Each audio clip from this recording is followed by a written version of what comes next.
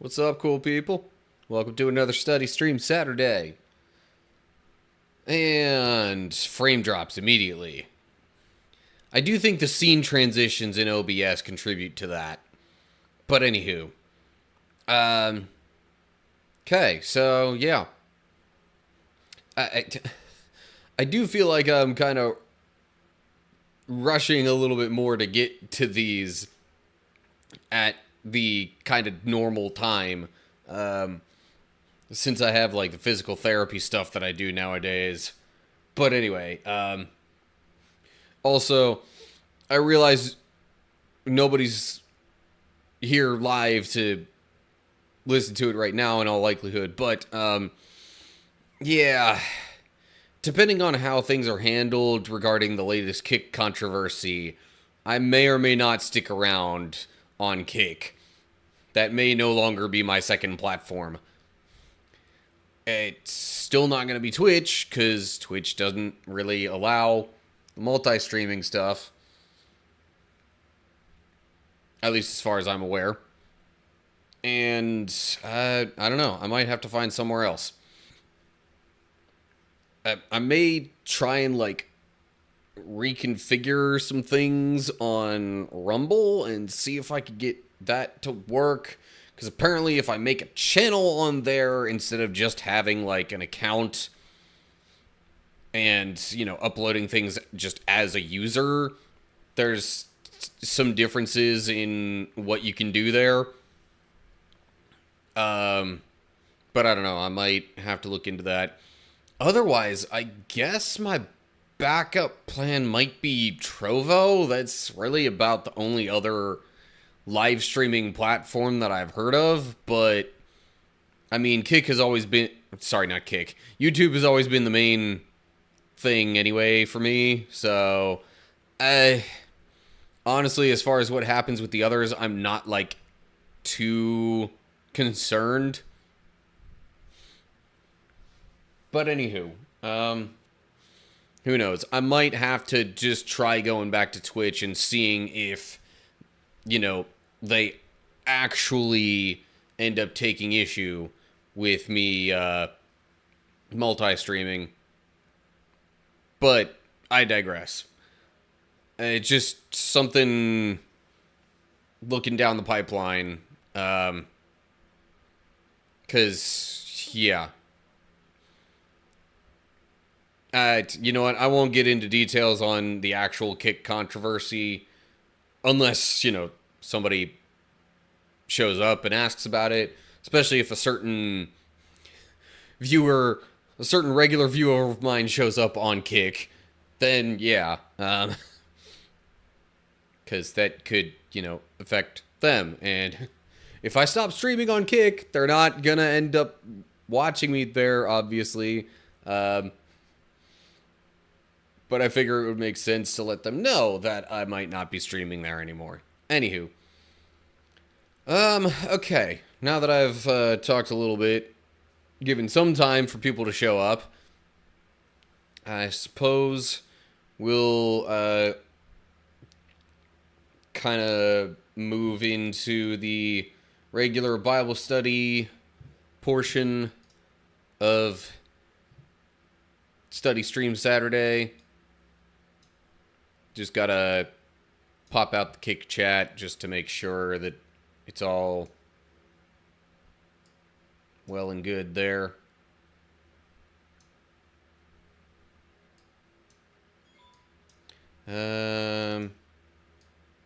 Okay, anyway. Enough fidgeting with the pop-out chat window. Hey, what's up, Al? How you doing? Got here early enough to not miss any of the Bible study for this time.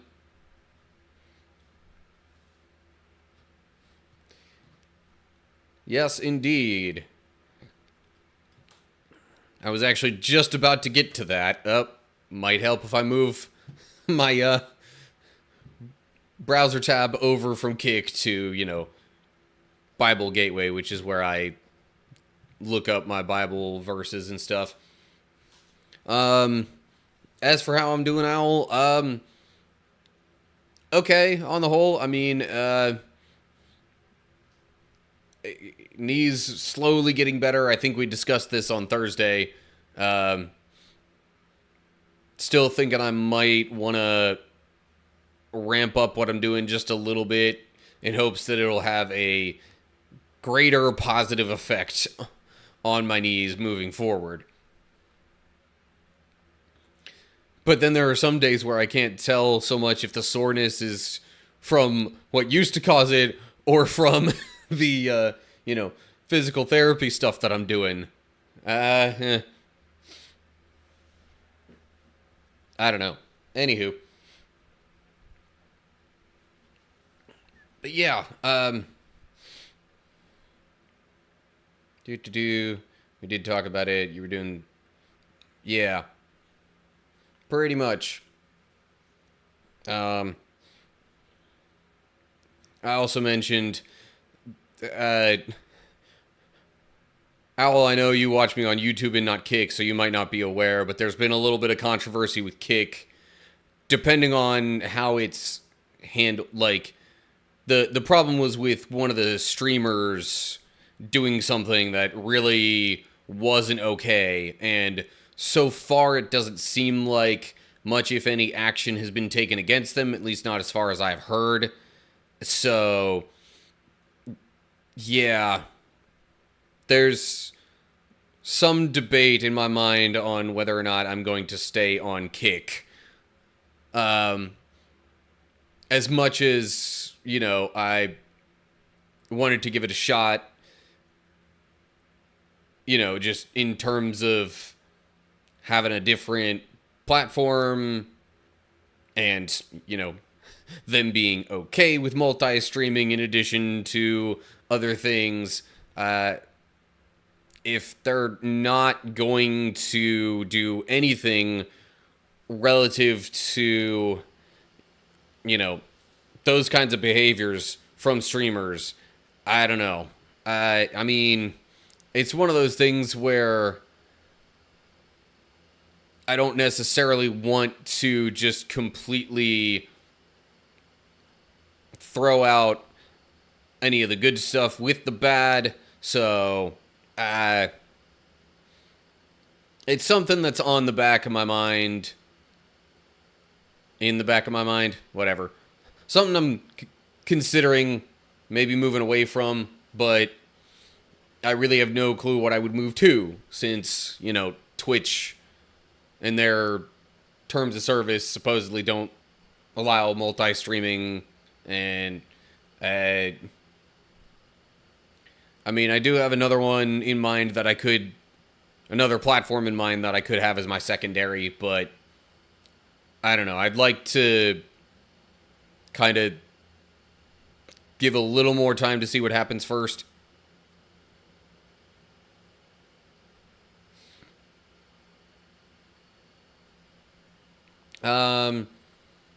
Yeah, sure, we can talk about it later in Discord. Oh, speaking of which, I just realized I may want to, mute my phone so I'm not getting everybody else hearing random notifications. Anyway. Alrighty. Well, with all that being said and done, I guess it's about time to actually get into Bible study stuff here. And I'll explain context for where I am in this once I hit record, because I figure I'll want that in the video recordings anyway. I know, though, Owl, that you might have missed some stuff, so I might try and at least give you some semblance of what's been happening, although it hasn't really been too much, terribly new, so to speak. But anyway, I'll get to that in a sec. Okay, enough rambling. Let's get to it. Okay. So, we are looking at Deuteronomy chapter 31 at the moment. The past couple of chapters actually sort of wrapped up the, all the rules overview and different things like that, and like sort of the terms of what I guess just gonna call like the added covenant for the new generation was all sort of laid out, along with what would happen if they followed and if they did not follow said added covenant. I say added because, you know, I hesitate to use new covenant because, like, that's a phrase used in the New Testament kind of to refer to something Jesus lays out at the Last Supper. But it's also more stuff kind of getting added on a little bit to the Old Covenant with the first generation of Israelites after leaving Egypt. So anyway, all that was kind of laid out, and Moses, after that, kind of says, okay, here you go, here's what you need to follow, it's your choice, follow it or not, just know, here's what's going to happen if you do or don't follow it. And unsurprisingly, following it is good stuff. Not following it equals bad stuff. But anyway, yeah, so that's the general gist of what's been going on. They're really close to, I think, crossing the Jordan and going into the Promised Land now. But a couple other things that need to be handled first. So, here we go. Deuteronomy chapter 31.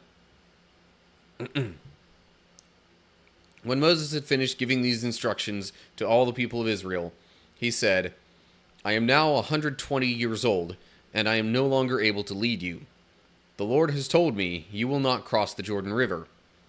But the Lord your God himself will cross over ahead of you. He will destroy the nations living there, and he will take possession of their land. Joshua will lead you across the river, just as the Lord promised.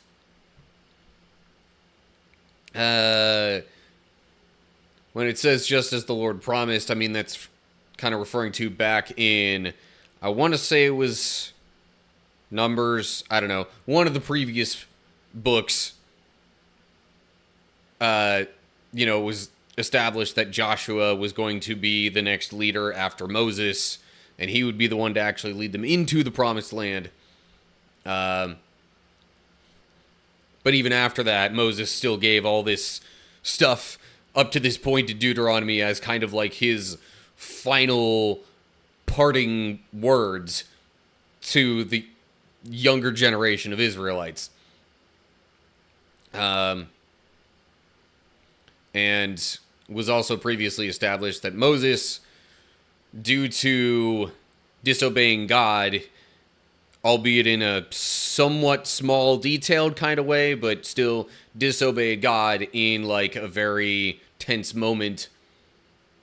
So for that, he's not allowed to cross the Jordan River, which is why Joshua had to be named the next leader in the first place. Footnote there. So this wording here, I guess, or maybe even just the word instructions, is saying, as in the Dead Sea Scrolls in the Greek version, Masoretic text reads, Moses went and spoke, rather than when Moses had finished giving these instructions. I guess it would have said when Moses went and spoke to all the people. Okay. Those are just... this kind of highlights some of what goes on with Bible translations and coming up with new versions, so to speak, of the Bible. They look at these old, closer to at least original documents that they then kind of cross-reference with each other and look at, all right, what do we think this wording is here? What does this maybe mean that we could use a different word for in this language? And different things like that. And there's maybe some slight discrepancies here and there in certain ancient versions of these texts. But I say slight because usually it is just like, okay, there's maybe a couple of different words that could mean the same type of thing. One has another possible meaning, whereas this one has a different alternate possible meaning. So, yeah, anyway. Enough about that. But yeah, there's for people who tend to doubt the validity of translations, especially newer ones, just because they think it's newer and it's using different wording than they're used to and different things like that. No. The vast majority of the time, if not pretty much always, these people are doing their work to make sure it's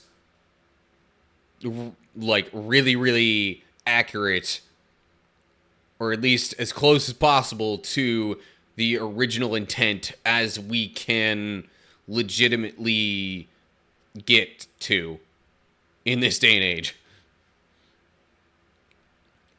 But okay. So, Moses can't cross. Joshua's going to lead them. Moving on to verse 4. The Lord will destroy the nations living in the land, just as he destroyed Sihon and Og, the kings of the Amorites. The Lord will hand over to you the people who live there, and you must deal with them as I have commanded you. So be strong and courageous. Do not be afraid, and do not panic before them, for the Lord your God will personally go ahead of you. He will neither fail you nor abandon you. And that primarily applies to as they're going into the promised land, conquering it, settling in it. I mean, it's also, I guess, true to an extent that God doesn't abandon them. They might abandon God later on, and thus all sorts of things will happen to make it feel like God has abandoned them. But no. Especially in this context, as they're about to conquer these people, God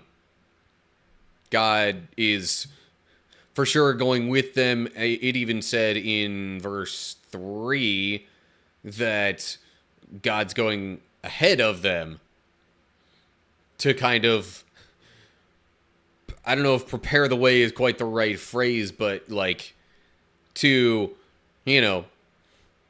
kind of sow the seeds of what is about to be done anyway. Maybe cause a little confusion, panic, whatever, amongst the peoples that are already there. Then, bothers me a little bit. God is supposed to love all, but yeah, sure, do what you want with living people. Yeah, and again, it's a very different context. The people that are about to be conquered in this situation are people that have done things that God outright does not like. For example, some of the people had a habit of actually sacrificing their children as offerings to their other deities and idols. Child sacrifice, not necessarily a good thing. And there were other practices that those people had that God similarly does not like. Therefore, not only is this a fulfillment of God's promise to give this land to the descendants of Abraham, but also it's a way that God is bringing about the punishment for the sins, essentially, of the other peoples living across the Jordan River in the Promised Land. So,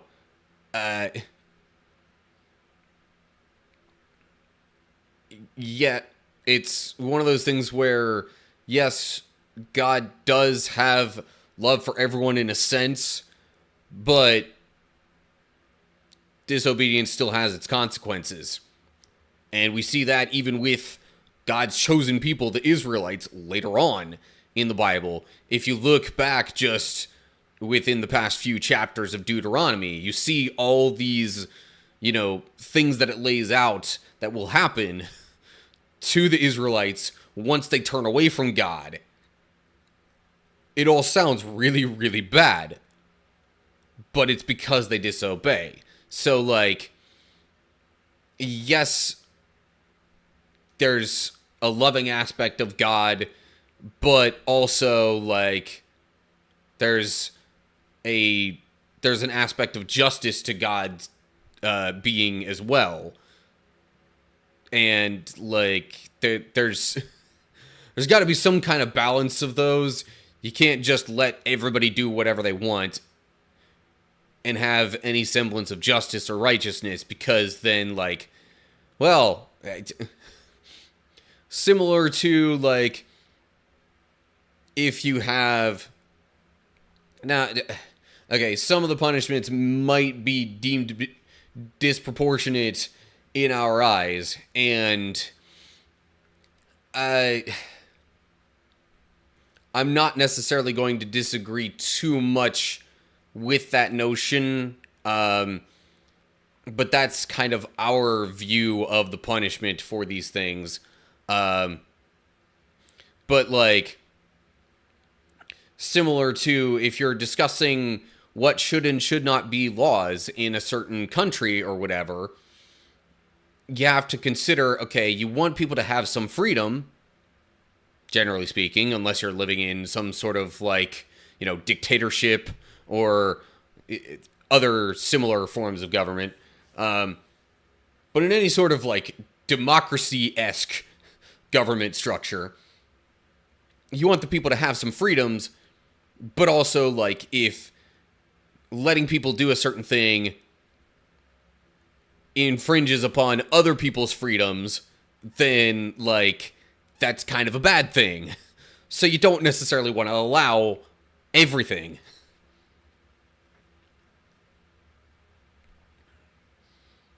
But...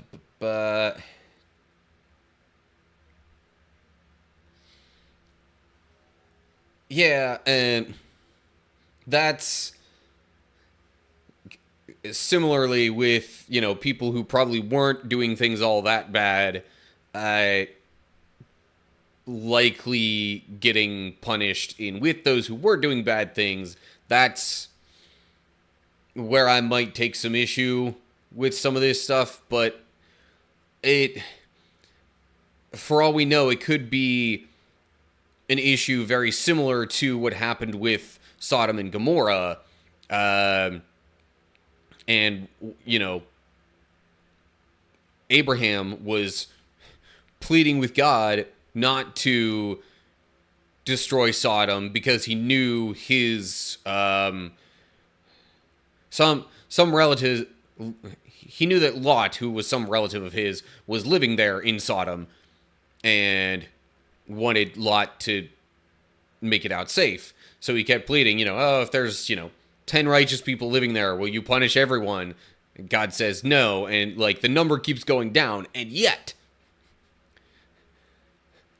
angels, representatives of God, go into Sodom, stay with Lot, and basically find that nobody else in the town was really deemed righteous outside of Lot's family in God's eyes. So, again, maybe his view of these other peoples living in the Promised Land who are about to be conquered and mostly slaughtered, it could have been a similar situation for all we know. But anyway, um,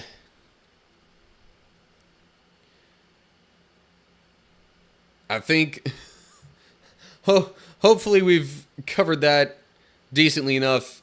Feel free though, Owl, to continue leaving thoughts, questions, concerns, comments in the chat as I move along. But I will be moving on to verse 7 now. So, then Moses called for Joshua, and as all Israel watched, he said to him, "Be strong and courageous, for you will lead these people into the land that the Lord swore to their ancestors he would give them. You are the one who will divide it among them as their grants of land. Do not be afraid or discouraged, for the Lord will personally go ahead of you. He will be with you. He will neither fail you nor abandon you." So just some extra words of encouragement there to Joshua as he is about to lead the people. And I guess also stating that once they do kind of conquer the land and settle in it, well, before they settle, but as they're about to settle and figure out where to settle, Joshua is going to also be responsible, I guess, for dividing the land among the tribes and establishing who gets to go where. Anyway. Alright. Moving along to the next little subsection here with verse 9.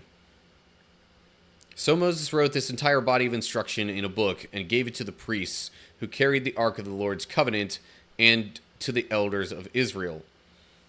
Then Moses gave them this command: "At the end of every 7th year, the year of release, during the festival of shelters, you must read this book of instruction to all the people of Israel when they assemble before the Lord your God at the place he chooses. Call them all together, men, women, children, and the foreigners living in your towns, so they may hear this book of instruction and learn to fear the Lord your God and carefully obey all the terms of these instructions. Do this so that your children who have not known these instructions will hear them and will learn to fear the Lord your God. Do this as long as you live in the land you are crossing over the Jordan to occupy." I added the word "over" in there, but whatever. So again, I wish I knew for sure what it meant when it said this entire body of instruction. Because, like, is it just referring to all of Deuteronomy thus far? Is it referring to, like, all the stuff from the entire Old Testament thus far? Or what? But whatever the case is, every 7th year, they were supposed to read these instructions as a reminder / an introduction for the young ones to, the covenant that they have with God, to the commands laid out, what God expects of them, and things of that sort, so they can, continually go back to it. And I mean, with most of the people not necessarily being able to get a copy of these instructions and read it for themselves, like we might be able to today, regular reading of it to the people would also have helped in a lot of ways, because they wouldn't necessarily, most of them, have access to these instructions the majority of the time.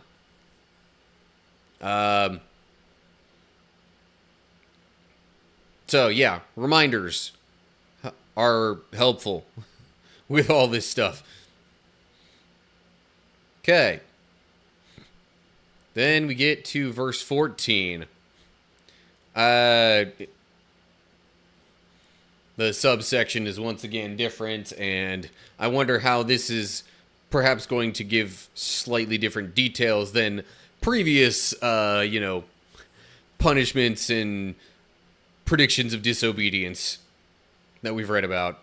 But anyway, verse 14. Then the Lord said to Moses, "The time has come for you to die.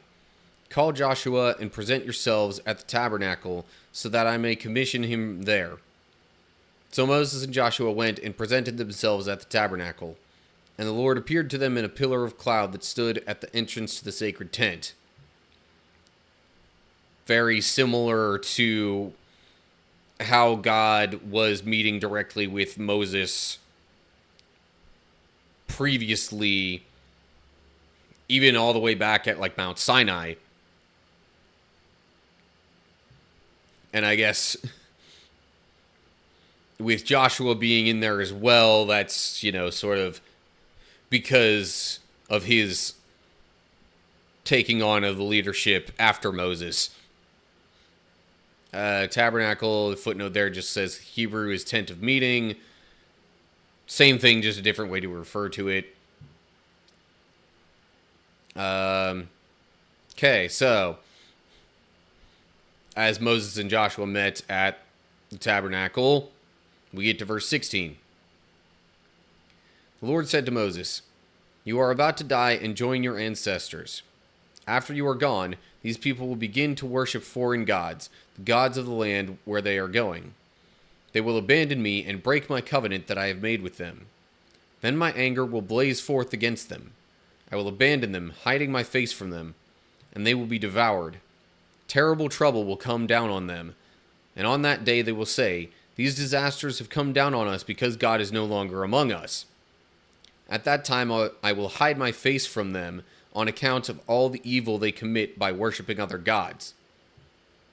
So, as I mentioned before about God not failing or abandoning them, certainly might feel like that after they turn away. But it's because of them turning away first. And this, I forget if previous times with these predictions, if they were coming more so from Moses or if they were like direct words from God again. But even if it was Moses speaking it before, it would have been probably God in a way through Moses. So, yeah.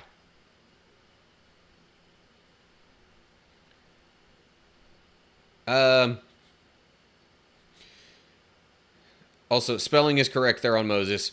You say he's taking his impending death. Well, I mean, there was a previous verse at some point where Moses was, I mean, he definitely wasn't A-okay with it right away because he wondered who would lead the people. But once it was established that Joshua would lead them after him, I guess he was more so okay with it. And it also at this point, as he mentioned earlier, he's 120 years old. It's probably, somewhat expected that he would die soon. So while Moses may have at one point desperately wanted to see the promised land for himself, I guess as a little more time has gone by, he's sort of come to terms with that fact. Possibly even more so now that he's, like, kind of said his parting words to the people. Yeah.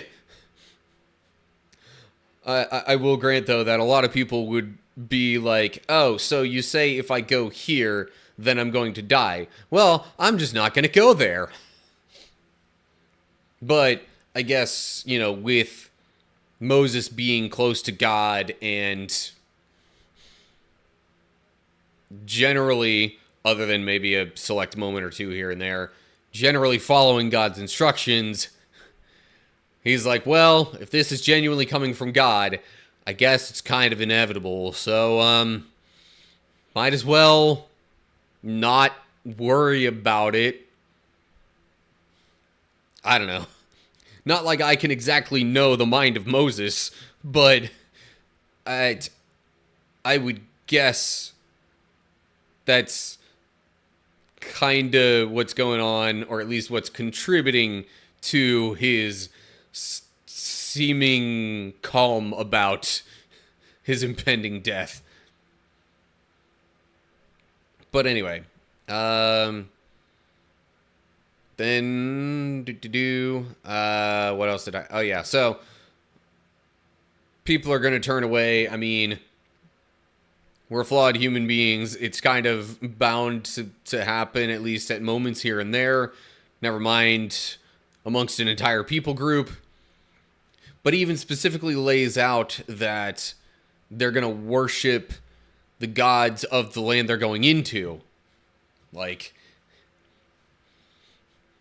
God knows that this is going to happen, which is kind of all the more reason for him to lay it out, to the Israelites that he wants them to get rid of all of these people that they're conquering and get rid of all their idols, all their practices that God doesn't like, all this different kind of stuff, to make it clear that when it does happen, that's on you people. It's not on God. God warned you.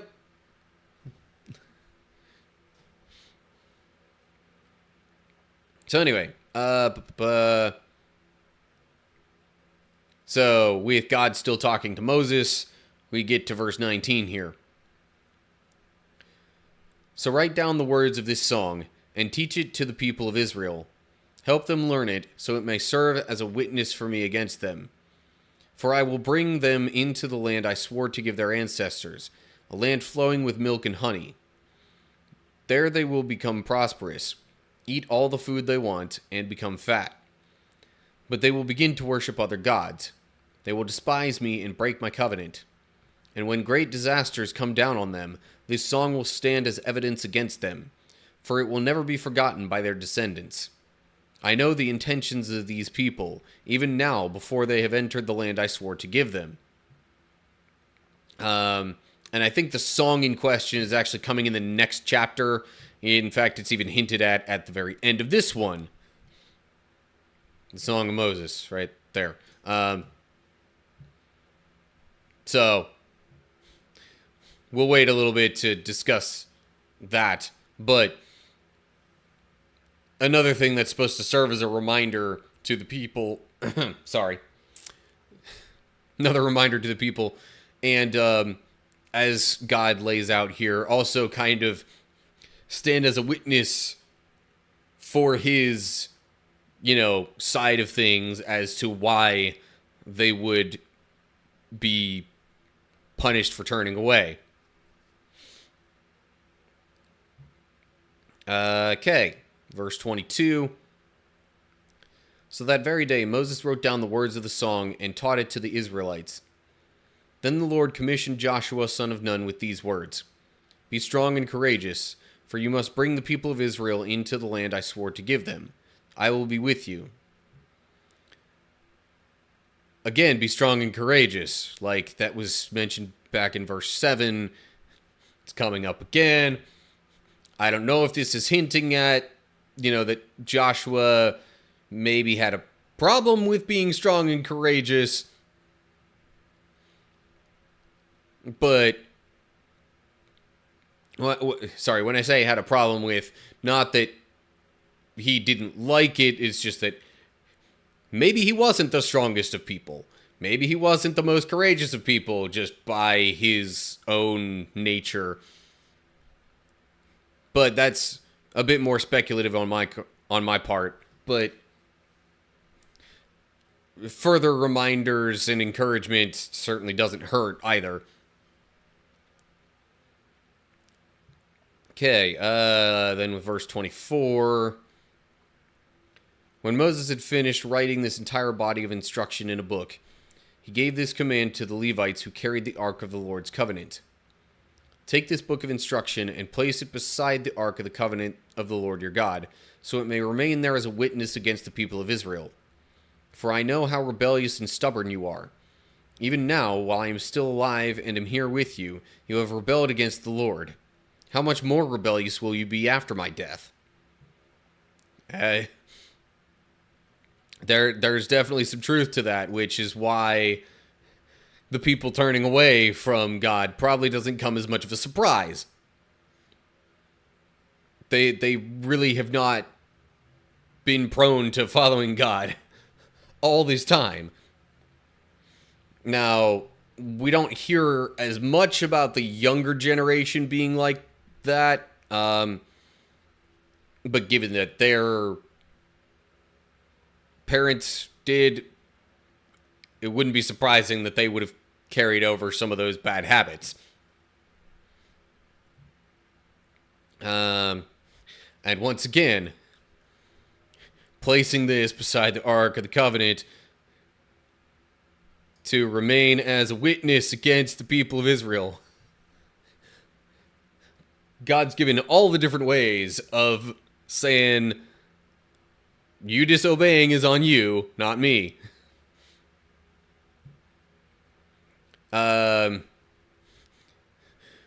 Which, now's not the time for it, but even that's a subject of debate in some Christian circles, depending on what particular, theology that you might hold to. But anyway, now's not the time for that. Verse 28.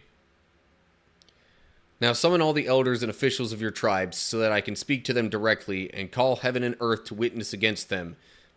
This is still Moses speaking, I think. I know that after my death... Yeah, sure. Definitely Moses, then. I know that after my death you will become utterly corrupt, and will turn from the way I have commanded you to follow. In the days to come, disaster will come down on you, for you will do what is evil in the Lord's sight, making him very angry with your actions. So Moses recited this entire song publicly to the assembly of Israel. And we get to that in the next chapter. But it's... So that gives some context relative to the next chapter, saying that, alright, because I know and God knows that you're going to turn away and worship other gods, do evil things, this song is going to stand as a witness against you regarding this matter. And it says he's talking to the Levites. I don't know if he's actually saying they specifically are the ones that are going to turn against God, although they would likely end up being part of that to some effect. When he says you there, he might be talking about the collective of the people as a whole. I don't know for sure, but point still stands. They're going to turn away, so here's, gonna lay it out for you right now.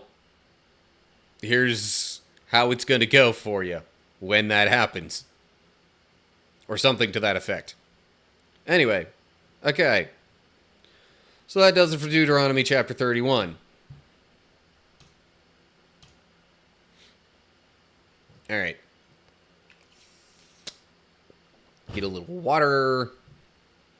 Move on to the next chapter. Which, yeah. The bulk of it is the song of Moses in question here. But, with each of these lines being rather short, relatively speaking, the increased number of verses I don't think is going to be too... I'm hoping it doesn't feel too long and drawn out. But let me actually get to recording before I dive into that.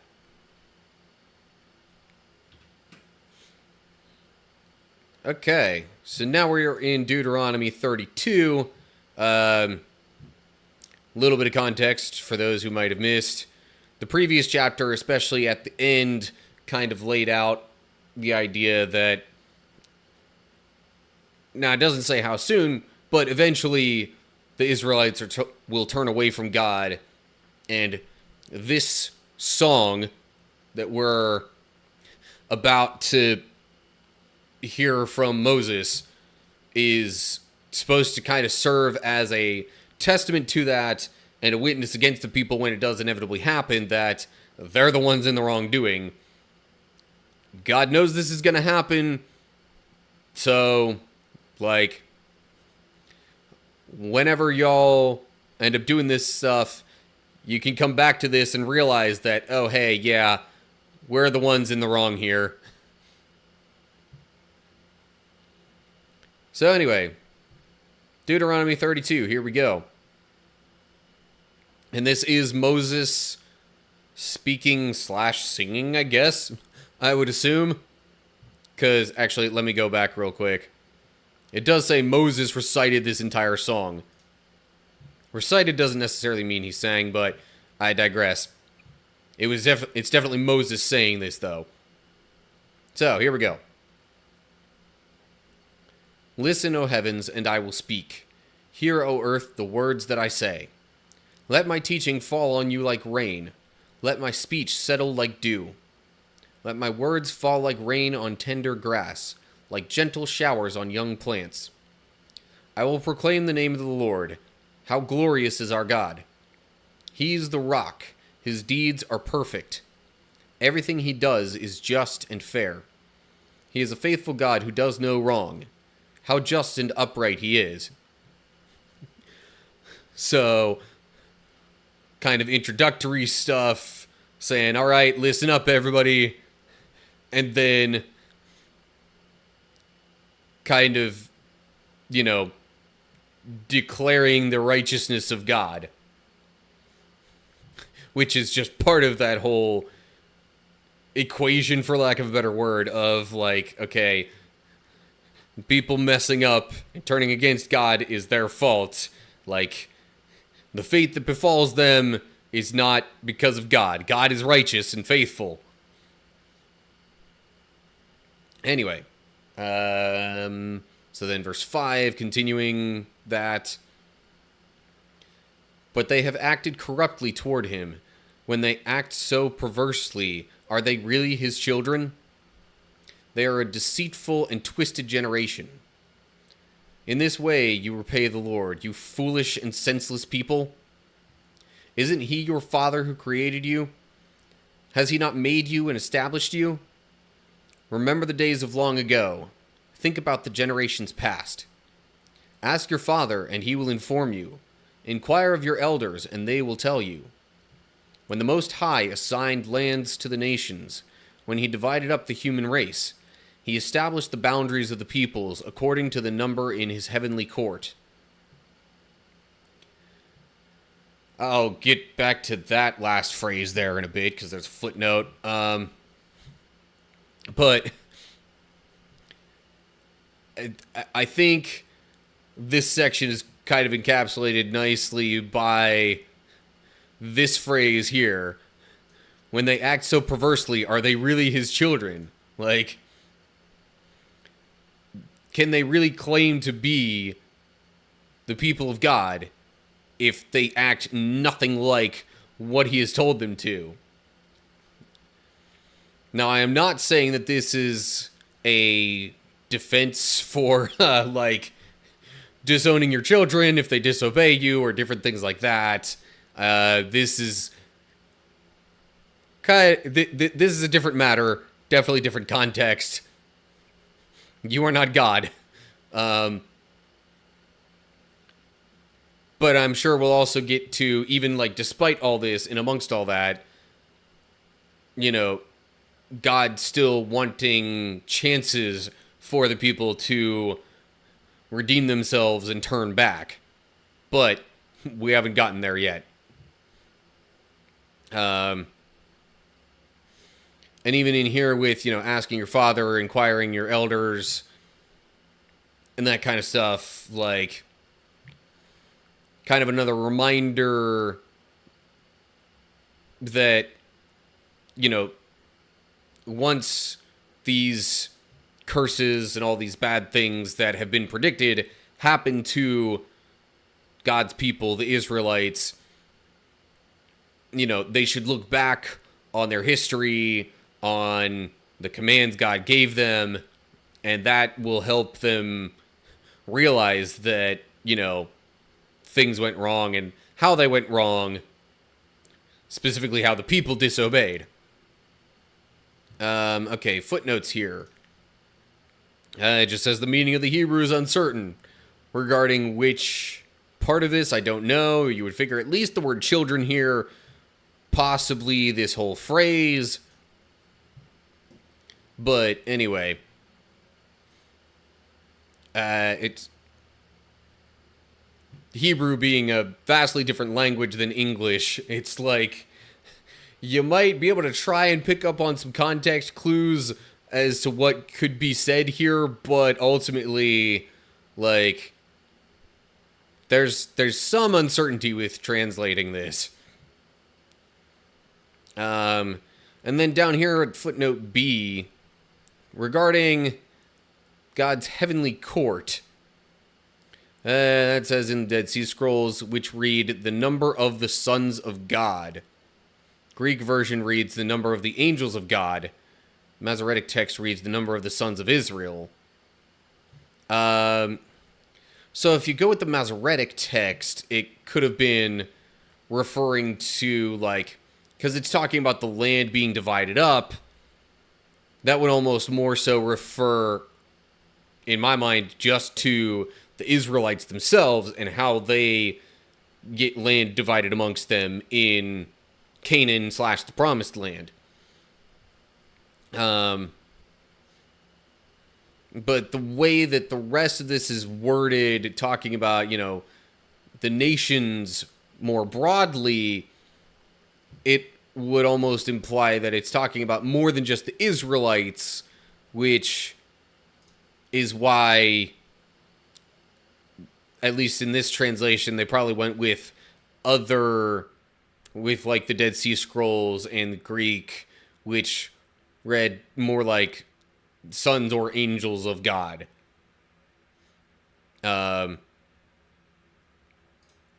Anyway, don't have a ton of time to dwell on all these things, though, because still got a bunch of verses to go. So, I didn't really have too much else to add to that anyway, lest we get on a massive, massive tangent on what could be meant by sons of God or different things like that. Although angels is probably a little bit more understandable as to what that would mean, because, you know, angels. But, anywho, I digress. Let's move on. Verse 9. For the people of Israel belong to the Lord. Jacob is his special possession. He found them in a desert land, in an empty, howling wasteland. He surrounded them and watched over them. He guarded them as he would guard his own eyes. Like an eagle that rouses her chicks and hovers over her young, so he spreads his wings to take them up. So he spread his wings to take them up and carried them safely on his pinions. The Lord alone guided them. They followed no foreign gods. He let them ride over the highlands and feast on the crops of the fields. He nourished them with honey from the rock and olive oil from the stony ground. He fed them yogurt from the herd and milk from the flock, together with the fat of lambs. He gave them choice rams from Bashan and goats together with the choicest wheat. You drank the finest wine made from the juice of grapes. So now it's almost getting into, well, I should say almost. It's kind of getting into how God provided for them, you know, as they wandered the wilderness, possibly even getting into some of the things that they will get, you know, once they get into the Promised Land. Because that was previously described as a land flowing with milk and honey, where I'm like, wait, where's honey? There we go. So, yeah. It's further emphasizing the contrast of, all right, here's God's goodness and provision, and it will probably be, you know, going back to the other contrast of people being disobedient. Footnote there. So rather than saying as he would guard his own eyes, it would have been as he would guard, or sorry, He guarded them as the pupil of his eye. I mean, it's a very similar idea there.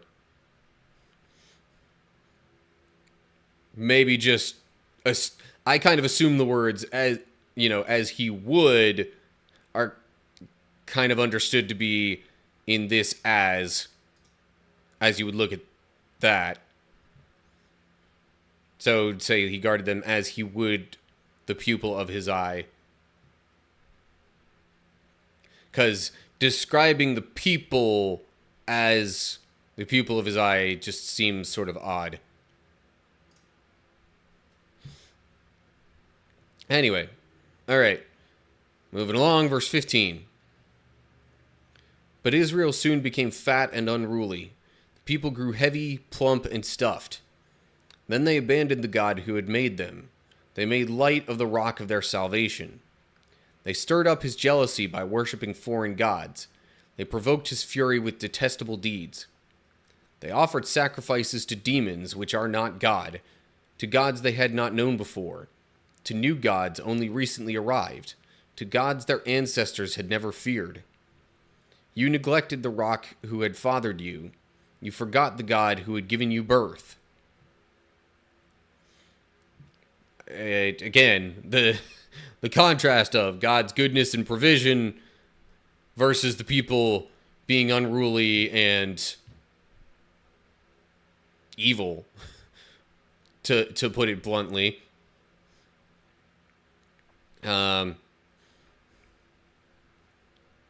Interesting how they mention, like, new gods more specifically here. Like, so maybe not even implying that the gods of the people they're conquering will be what trips them up, but, like, other people who end up living in those lands will have other different, newer gods and idols that they worship and follow. But, I don't know. I'm like, there was a footnote here. So the Hebrew, instead of Israel, says Yeshurun, which is a term of endearment for Israel. Okay. So, term of endearment. Like, usually I hear the phrase term of endearment and I think, like, positive. So it was like, maybe in that way, kind of saying, like, the God's chosen people, this great, wonderful nation of Israel soon became fat and unruly. They basically spoil the image that they have of being this precious, chosen, good people. Anyway. Yeah, still got a lot to go. All right, verse 19. The Lord saw this and drew back, provoked to anger by his own sons and daughters. He said, I will abandon them, then see what becomes of them. For they are a twisted generation, children without integrity. They have roused my jealousy by worshipping things that are not God. They have provoked my anger with their useless idols. Now I will rouse their jealousy through people who are not even a people. I will provoke their anger through the foolish Gentiles. For my anger blazes forth like fire and burns to the depths of the grave. It devours the earth and all its crops, and ignites the foundations of the mountains.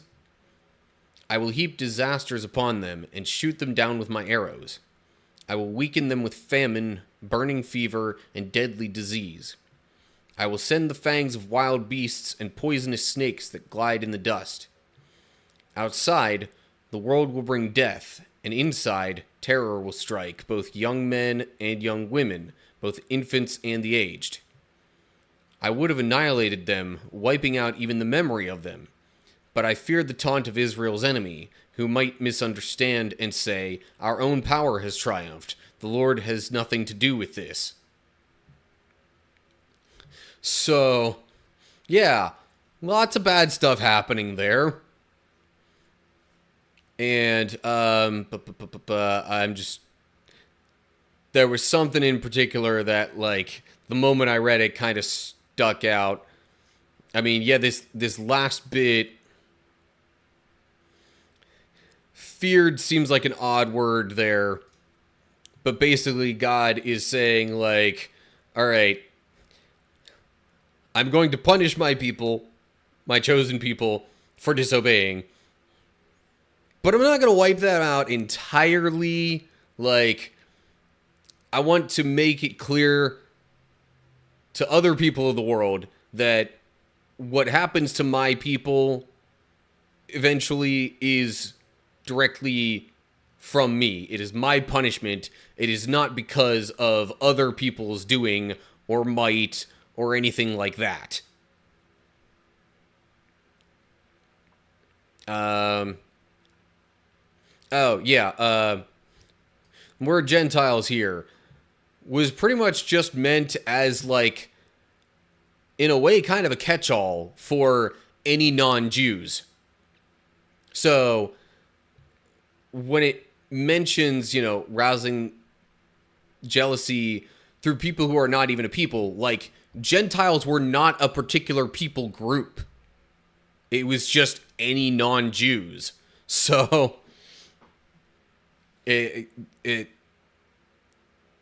is basically God saying that, like, yeah, it might not even necessarily be particularly organized the way that, other people end up coming into power and ruling over Israel.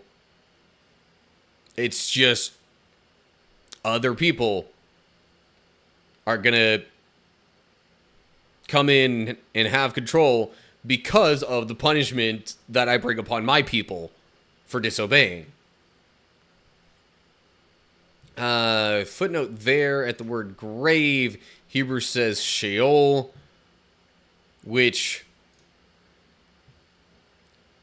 the meaning of the word Sheol is, or at least the understanding of it, to my knowledge, is Sheol was meant as a little bit more than just the grave. It was actually meant to be like an actual afterlife of sorts that happened underground, like within the earth practically. Some translations might also render that as the pit.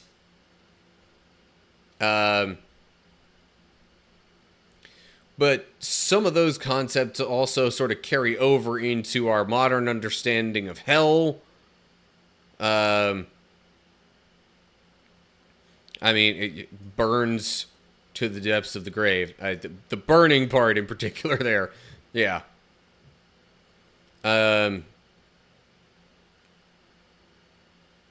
So, it's not even necessarily just like that God would be angry with them for the rest of their lives. It would possibly even carry over a little bit into, after their lives. Because they've disobeyed God, they're probably not really worthy of spending eternity with Him. Therefore, His anger blazes against them even beyond just life on earth.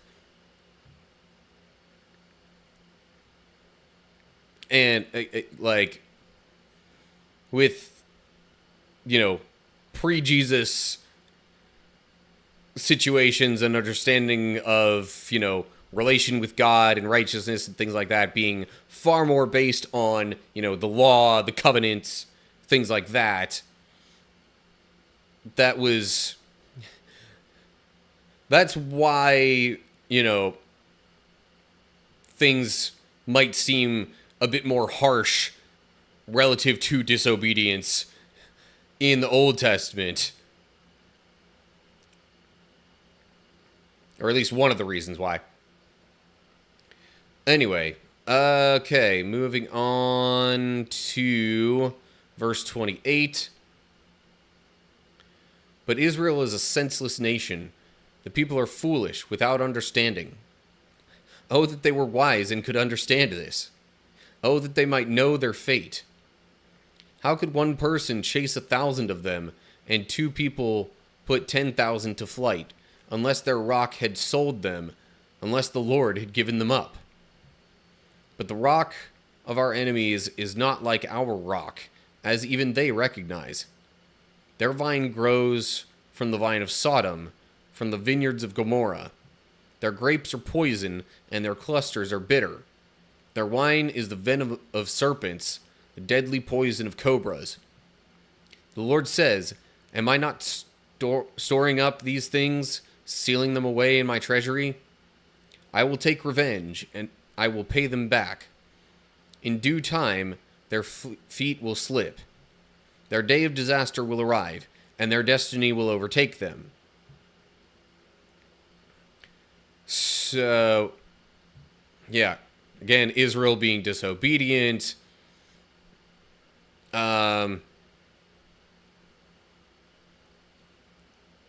Basically, with some of this section here, right around verse 30, it's saying that, okay, yes, God's people are going to be put to flight. They're going to be conquered, ruled over, but it's going to be because of God. Like, if God was with them and, you know, God's blessing was upon them, then it wouldn't wind up being so easy for, you know, other nations and people to come in and chase them away. But because God's blessing will be removed from the Israelites for their disobedience, it's only going to take like one person to chase 1,000 Israelites away. It's going to be that bad. They'll be that weak and or timid and or all these other things that would cause one person to be able to chase 1,000 of them.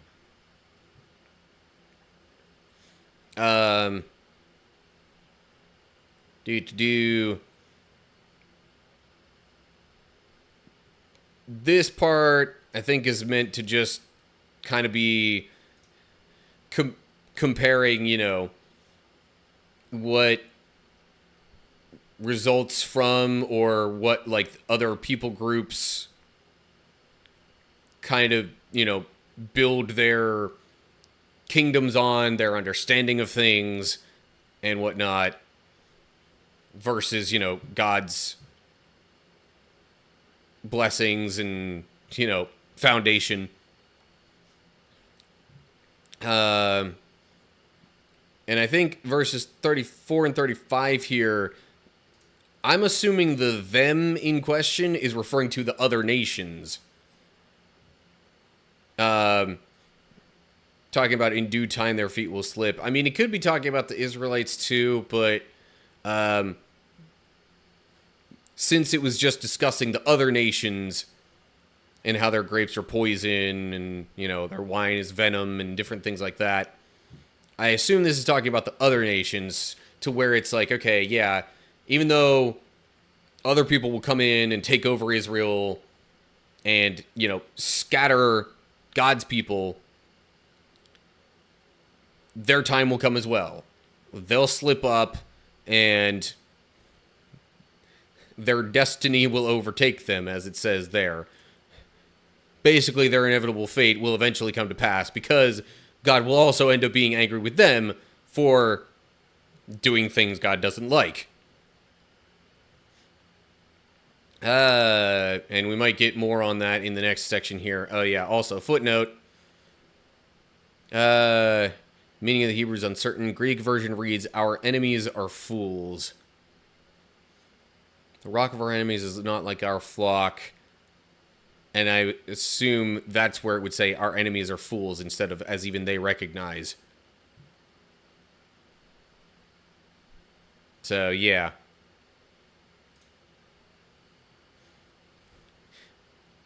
Just either way, referring to the fact that the foundation of the other people groups is not like the foundation that God establishes, so to speak, for his people.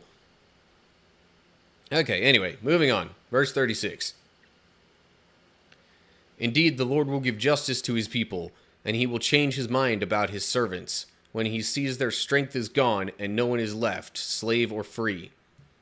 Then he will ask, where are their gods, the rocks they fled to for refuge? Where now are those gods, who ate the fat of their sacrifices and drank the wine of their offerings?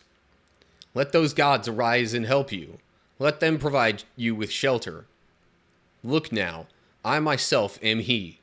There is no other God but me. I am the one who kills and gives life.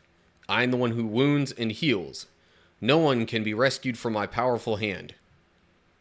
Now I raise my hand to heaven and declare, as surely as I live, when I sharpen my flashing sword and begin to carry out justice, I will take revenge on my enemies and repay those who reject me. I will make my arrows drunk with blood, and my sword will devour flesh, the blood of the slaughtered and the captives, and the heads of the enemy leaders. So, yeah, this kind of expands upon the sort of transition of sorts that I was getting to in here, where it's like, okay, yeah, the other people will have their time as well. And then it's like, all right, eventually, yes, once the Israelites have had all these curses that they were warned of, once all these things have happened to them and they've been scattered and made poor, destitute, all these different things, then God will, also seek justice upon the other nations ruling over them. And he will basically, this whole asking where are their gods that they fled to for refuge, almost like a taunting kind of like, okay, the rest of y'all think your gods are so hot, go ahead, see if they can protect you from my judgment. But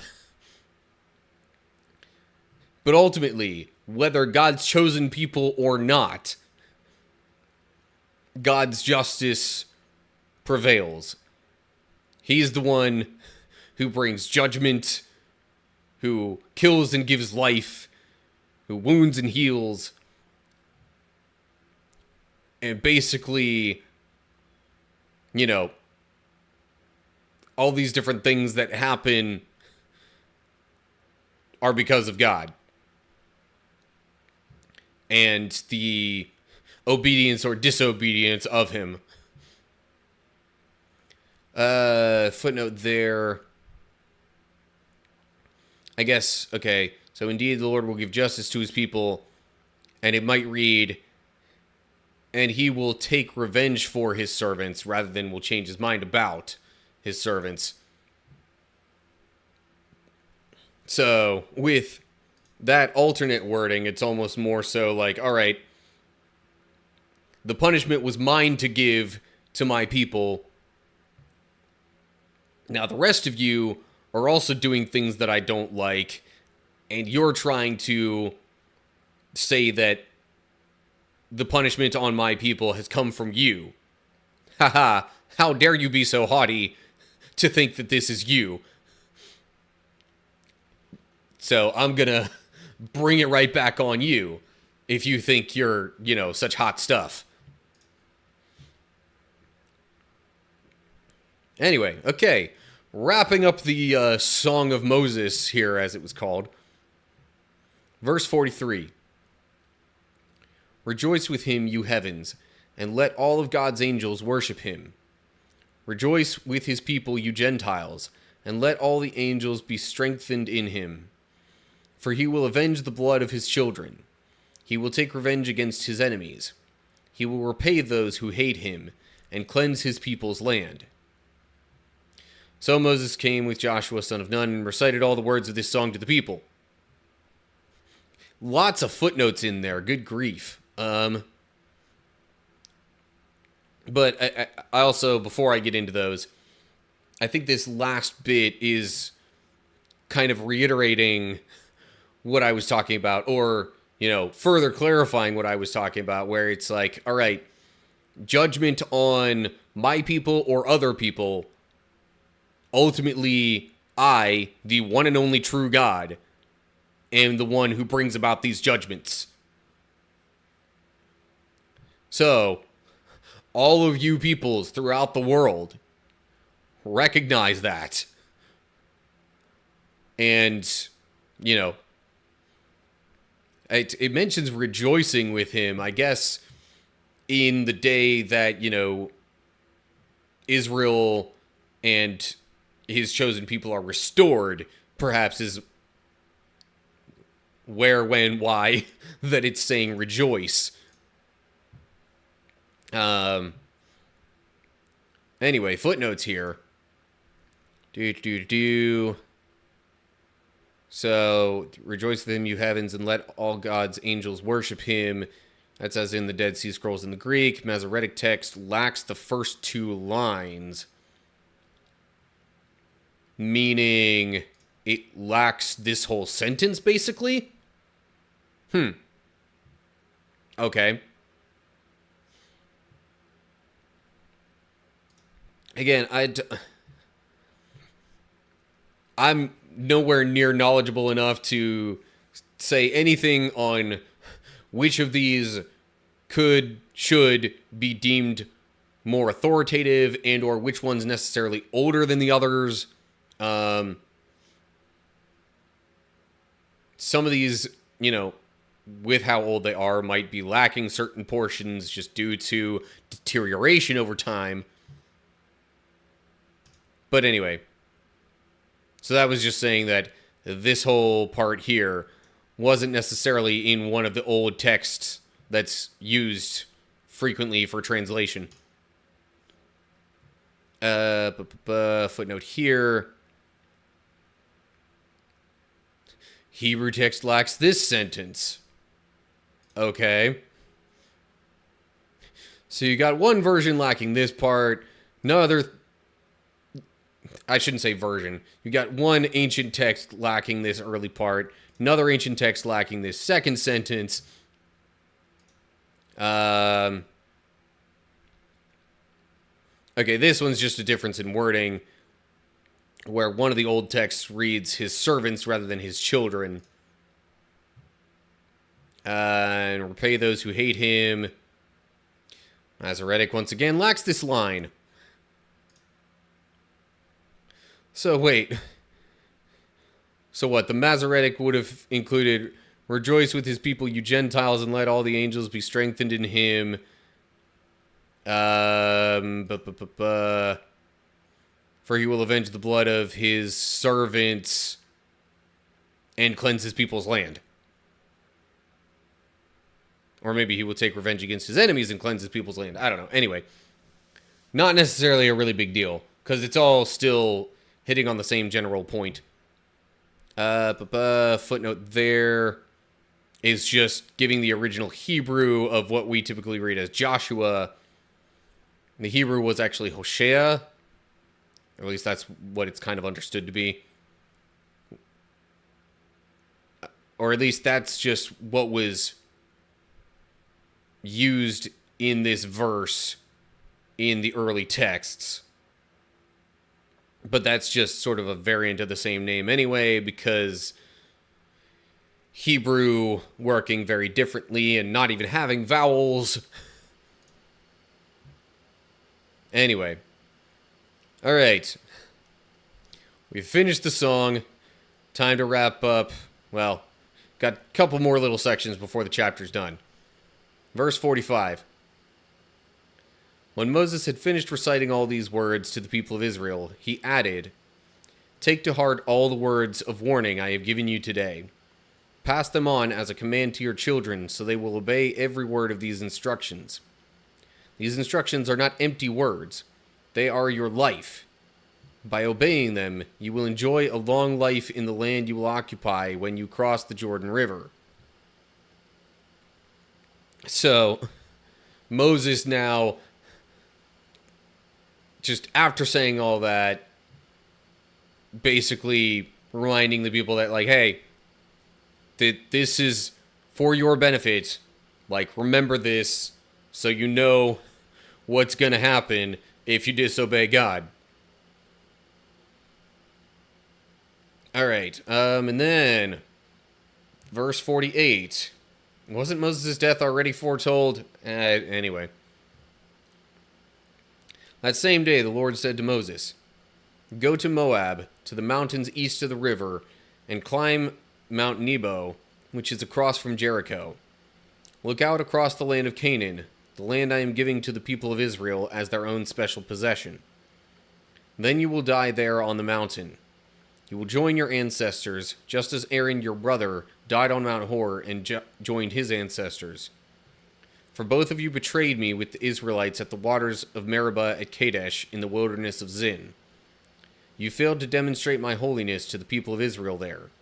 So you will see the land from a distance, but you may not enter the land I am giving to the people of Israel."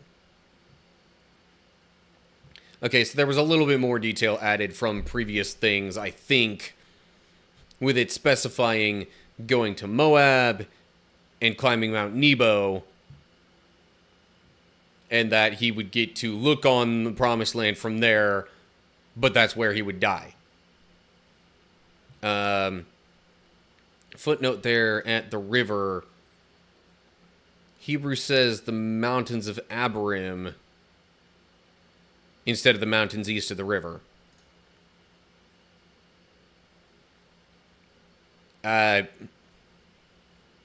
It's highly likely that the mountains in that geographical area today wouldn't go by the same name anyway. But also, I think it's more helpful for us possibly to have an idea of where they are by just saying that they're east of the river. Which means, I think, yeah, I'm pretty sure east of the Jordan River is where they were when all this was said. So, basically, also confirming the fact that Moses wouldn't cross the river to go into the promised land, which was Canaan. And then it gives a reminder / explanation again of why Moses doesn't get to enter the promised land. Footnote there, I almost missed. Hebrew says waters of Meribah Kadesh. Different way of saying the same thing. Anyway. Okay. So that does it for Deuteronomy 32. Let's see here. Gotta say it, it's bad form. Serve me your whole life. You can see the promised land before you die, but you're not getting it. I mean,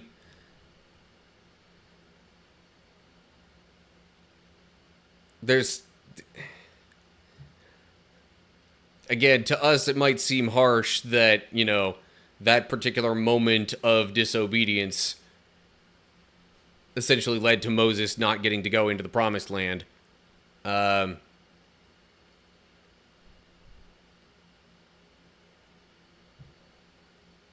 I don't know.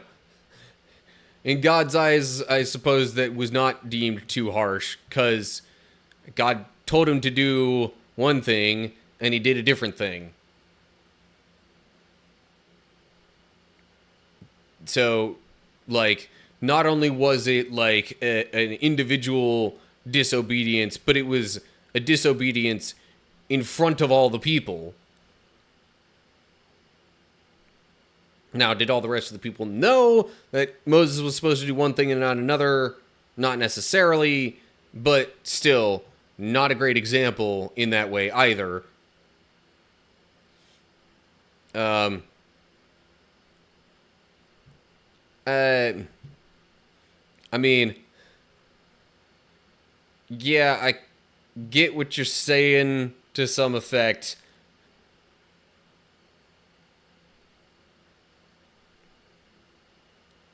Yeah, I don't know.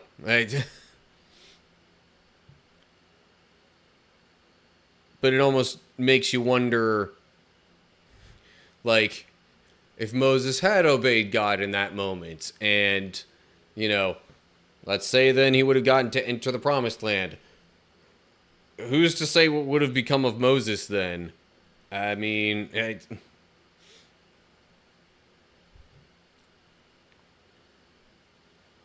in a way, we've got to think about all of the Bible in light of,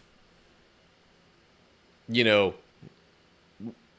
essentially in light of Jesus and what happened there, showing that, I mean, come on, at least let him in for a couple seconds. But would there really be much more point in that? Because if he's up on a mountain getting to look at the promised land, he might even actually get to see more of it than if he's on the ground level, or if he's at a lower elevation and just crossing over.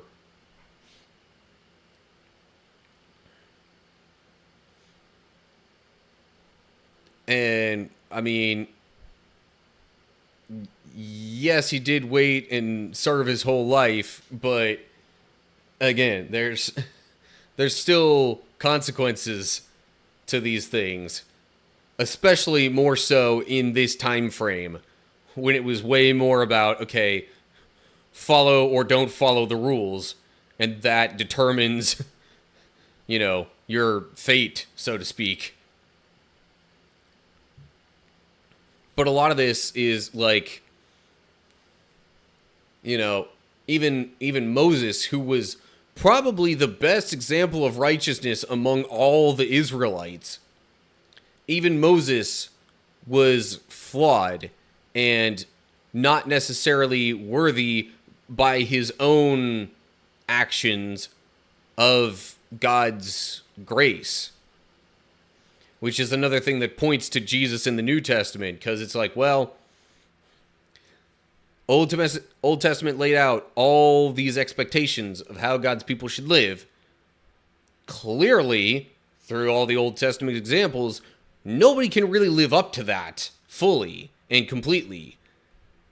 Therefore, there's got to be a different way for us to truly be made right with God. And that's why there's Jesus. Now, it is still assumed, though, that, like, Moses spends eternity with God in heaven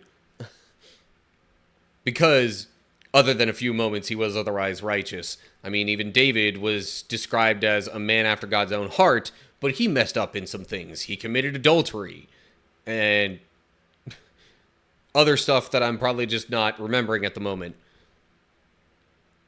But yeah, like, nobody can be made perfect by their own actions. Even if we have everything laid out perfectly in front of us for how we're supposed to act, because of our flawed human nature, we just can't live up to that.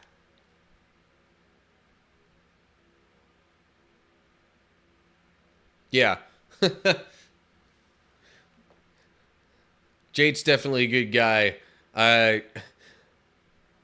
It's, I would say, unfortunate that I don't end up kind of lurking on his live streams more, but ultimately, like, whenever I'm tuning into other people's live streams, I have so many other Christian streamers that I'm trying to support, and I figure my individual support goes further with people who have, lower viewership and different things like that. So I try and focus my attention there.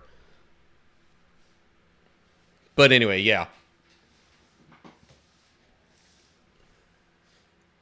We in this day and age have the benefit of the entire Bible, Old and New Testament, that we can look at even the Old Testament in light of the person of Jesus and what his life and the broader story shows to us about ourselves and our relationship with God.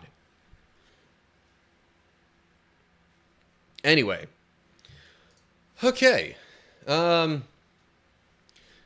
I will be moving over to some Digimon Survive here in a little bit. I still welcome discussion on things. But that's just kind of what I'll be doing to fill the time otherwise. Let me get another swig of water here.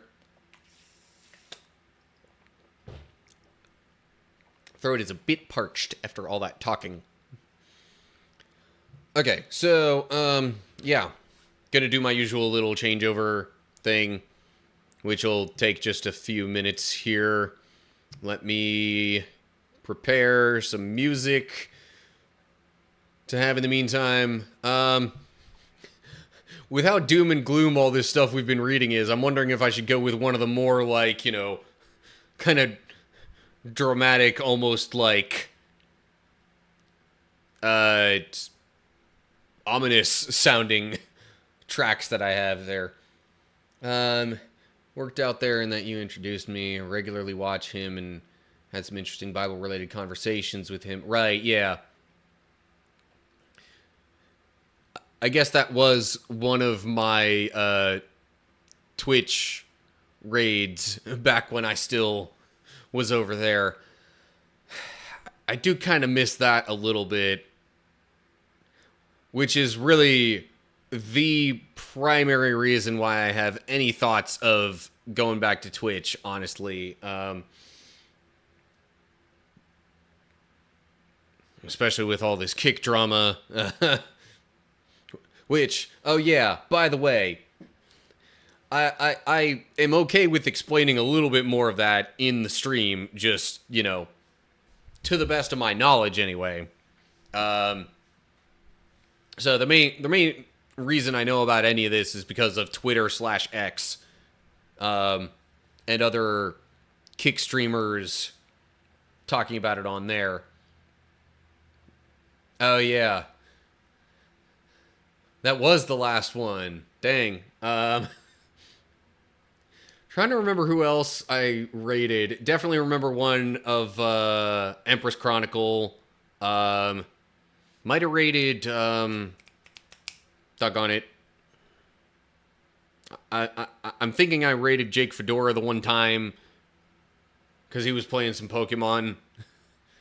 But yeah, like, all those different people are people that, like, I at least follow and maybe don't interact with a ton.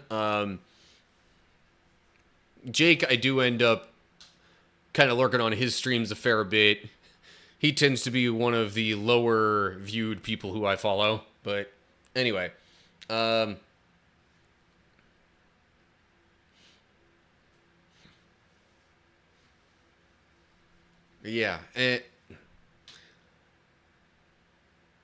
yeah. Having that aspect of things is the main thing I miss about Twitch. Getting to, like, introduce you and other viewers to other people that I'm connected with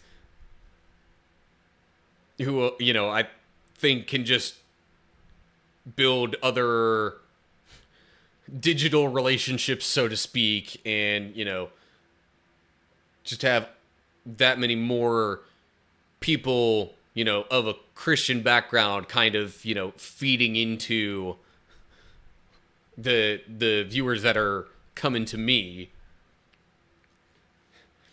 I had at one point a big, like, big picture dream goal thing that I haven't given up on necessarily, but I've realized is like way, way, way, way, way further down the line than I initially thought it might be, and or at least going to take tons and tons of effort. But I initially had this idea of wanting to have enough of a network of Christian live streamers to essentially be able to constantly 24/7 every single day year round have somebody in that network who's a Christian live streamer there readily available for people to just talk with, ask questions, and see, what being a Christian might look like and different things like that. More so for the availability of like being able to ask questions and such.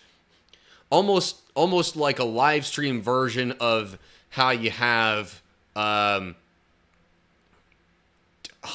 I guess, for lack of a better way to put it. And yes, there are actual like church/religious hotlines that exist. I don't know how active that they are in this day and age, but like basically wanting to have a constant person available as a resource for people to interact with and know that it's okay to ask questions. They won't receive judgment immediately or even at all. And like, as long as it's someone who's genuinely seeking to understand things and learn more about God, the Bible, faith, Jesus, any of that kind of stuff.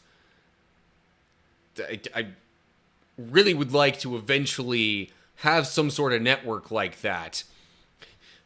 And even like if we just constantly like say it was all on Twitch, we'd just constantly go and as one person's done, okay, you raid this person in the network, and then they're done, they can raid this person in the network, and just keep the train rolling. But yeah, that would take tons and tons of effort and connecting with people and definitely establishing some even deeper, connections with people I already know in the like streaming space. But yeah, as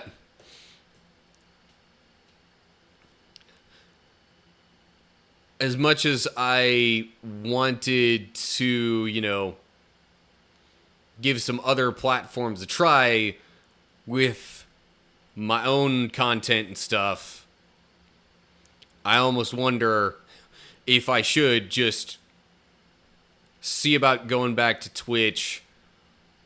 If, like, I definitely don't want to give up streaming on YouTube, though, because YouTube is kind of my main platform. But in order for something like what I just described to really happen, right now at least, it feels like Twitch is the only platform that there would be any remote possibility of something like that happening. Would I like there to be something like that could happen on YouTube? Yeah. But I don't know. Anyway, enough of that. That was just... Sorry. Treating everyone in the chat group makes me feel welcome and doesn't. Yeah. And that's the thing. Like, I see so much judgment out there from people who claim to be Christians, and I definitely don't want to be that.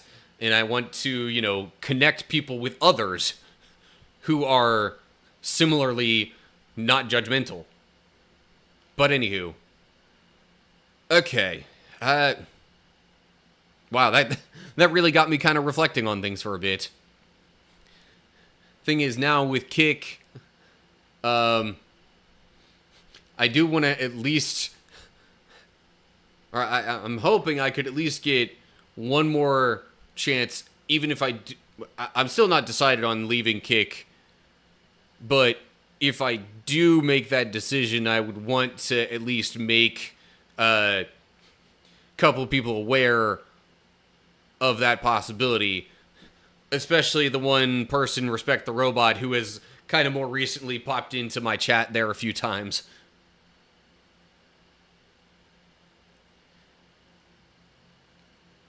But yeah,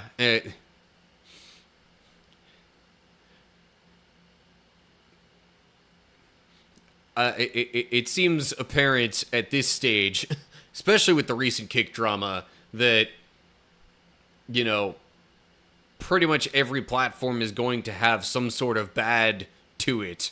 Um,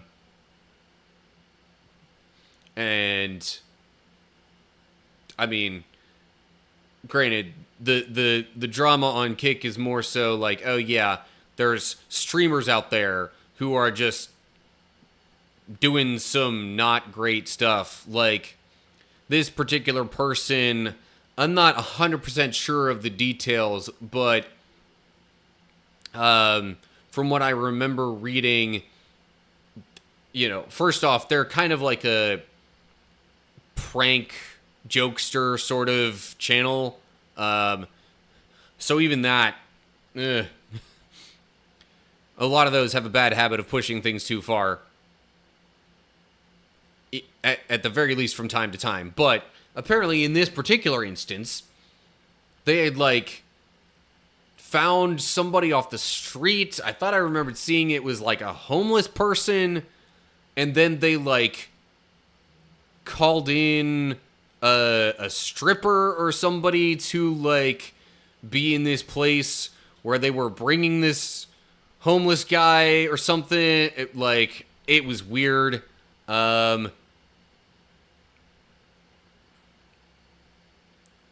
But yeah.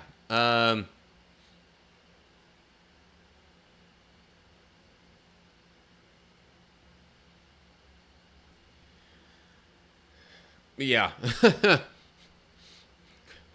Christians might be bad at some who claim to be Christians might be bad at times of being super judgmental. Other people are bad in other ways, and that seems to be kind of unavoidable no matter what platform you happen upon.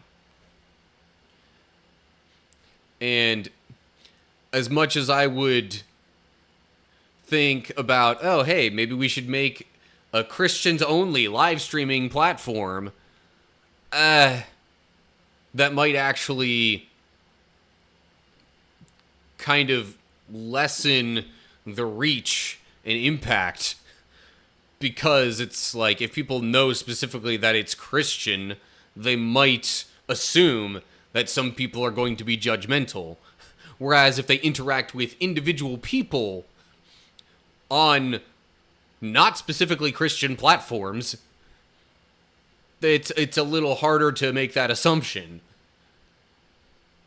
Although a lot of us do have a Christian tag, so some might see that and still kind of assume that that's what's going on. But anyway, I digress. There's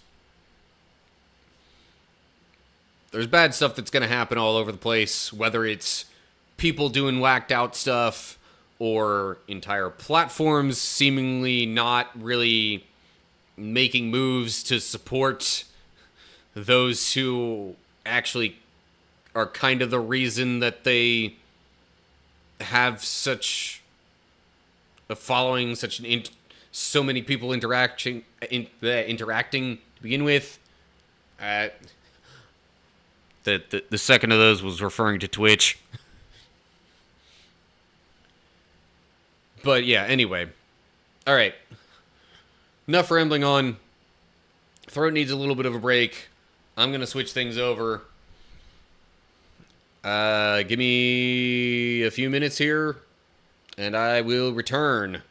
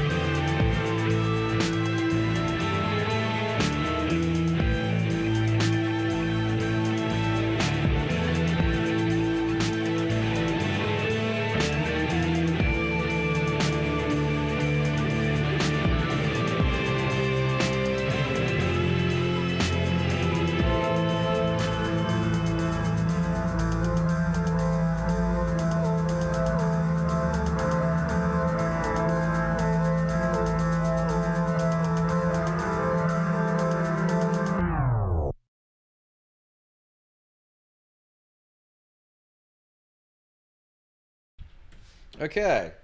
I'm back. Yeah. So, the title of that song, in case you're wondering, it's literally called Doom is Mood Backwards. Just ripped from the YouTube audio library.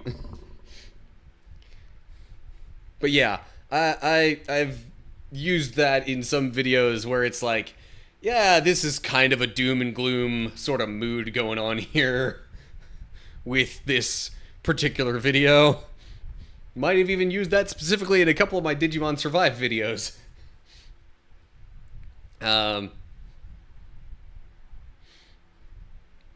yeah, I figured that not only fits for Digimon Survive, but also kind of the doom and gloom mood that we had in some of the Bible chapters. Because, yeah, wasn't exactly uplifting in most of that.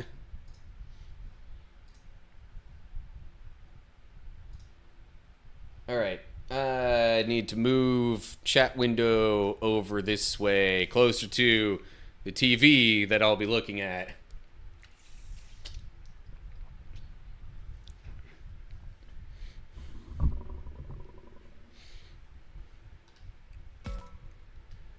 Also, I know I didn't say it before and maybe should have before I dipped for a sec, but I appreciate your, overall kind words.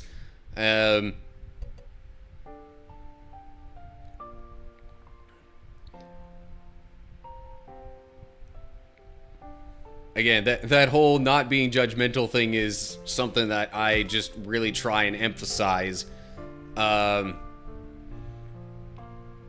Even just in my own life, I've kind of felt some judgment in some slight ways,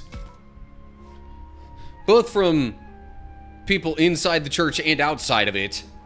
And it's one of the reasons that I often cite as one of my favorite passages from the Bible. I will go to Matthew 7, 1 through 5, where it talks about, if you have a log in your eye and you're trying to remove the speck in someone else's, that's not helpful.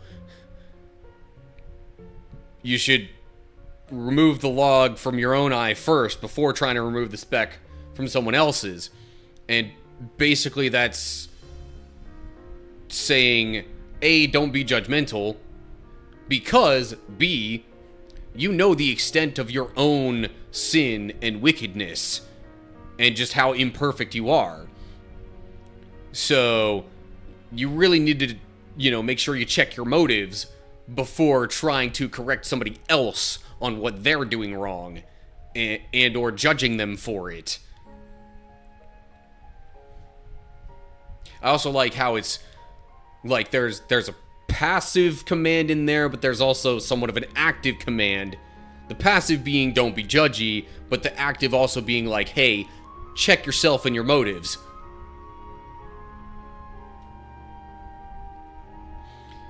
Anyway, I totally forget what I was doing here. I know I'm in chapter 10 of my Wrathful Path playthrough.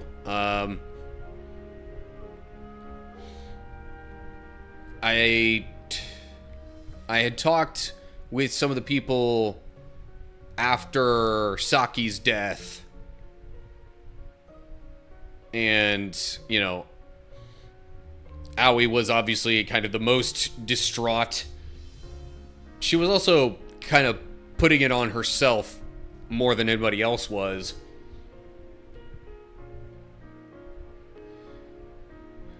But I'm also kind of, to some effect, trying to spend as few of my moves on actual people interactions.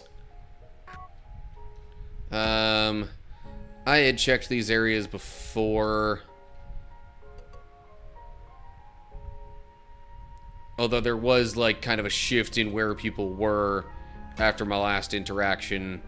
So I'll just double check them. I doubt there's going to be anything too new. But I figure there might at least be another item or something to pick up. Nope, I am...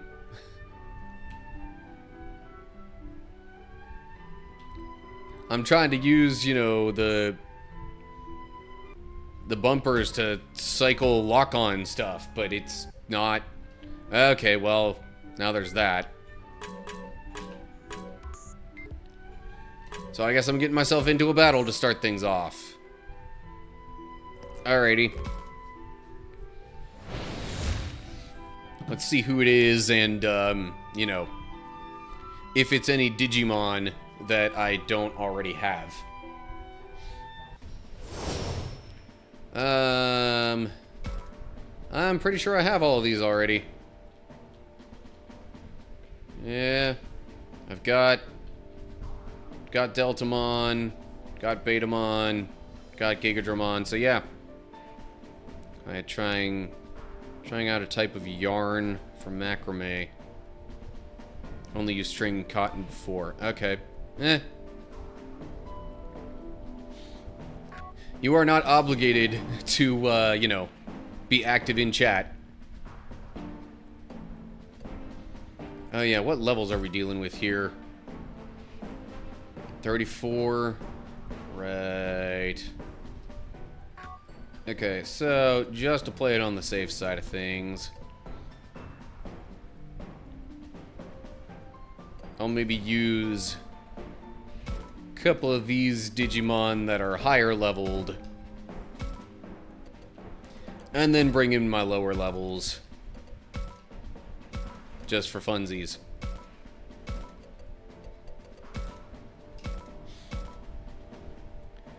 I'm also definitely gonna just auto battle this.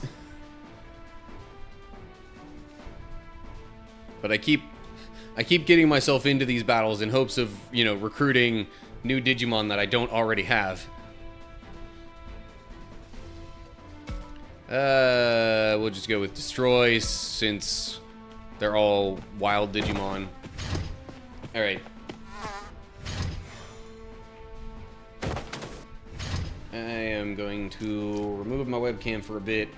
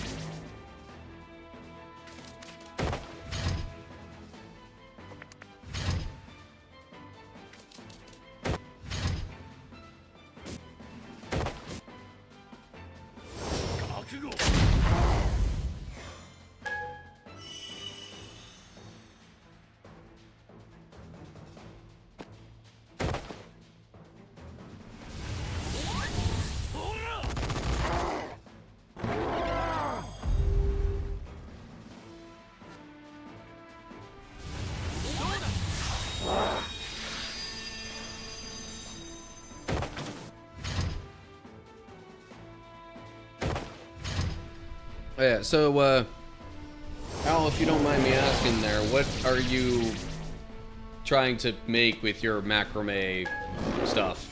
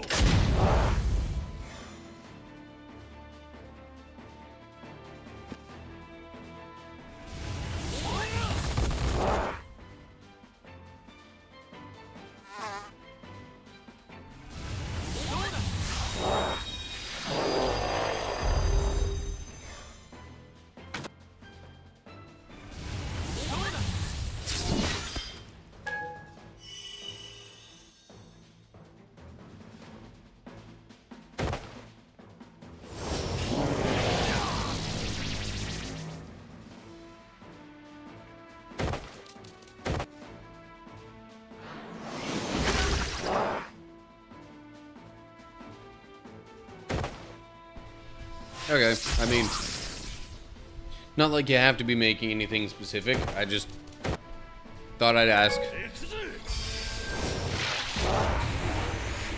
Plus, I mean, you know, if you keep doing stuff like that, eventually maybe you work up, so to speak, to being able to make kind of bigger and or more complex things. I don't know if you might have any goals per se in that regard with being able to make something in the long run, but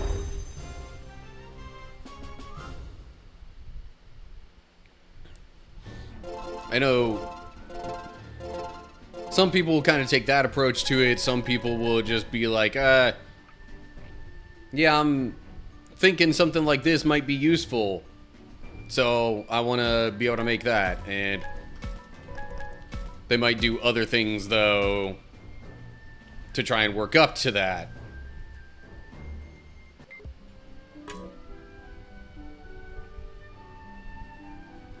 All practice. Long-term goal is to make Esmeralda's woven band from Hunchback of Notre Dame. I'm trying to remember.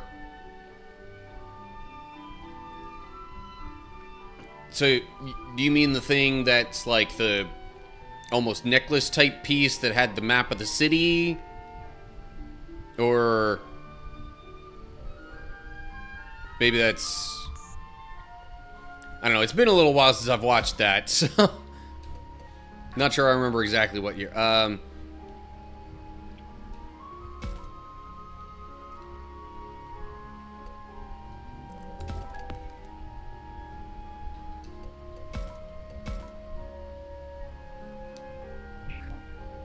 Yeah, this... Okay, yeah. That was what came to mind. I'm like, that's the only woven thing that I remember, but it's been a while.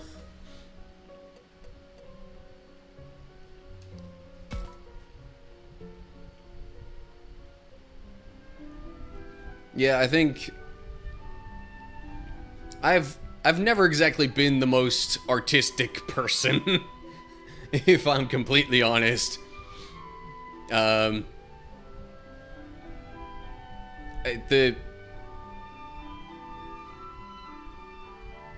The most advanced I ever got was just trying to, you know, sort of replicate other drawings and stuff from other things that I had seen. And even with like some of the simplest things, I found myself trying to be a little almost too perfectionist with it, to the point where I'd like, I don't know. Then again, I was never really all that skilled at it to begin with. It's just not a natural talent of mine. But yeah, that piece, I mean, if I had more artistic abilities, I could definitely see myself wanting to, you know, make things from movies I've watched or shows I've seen or whatever.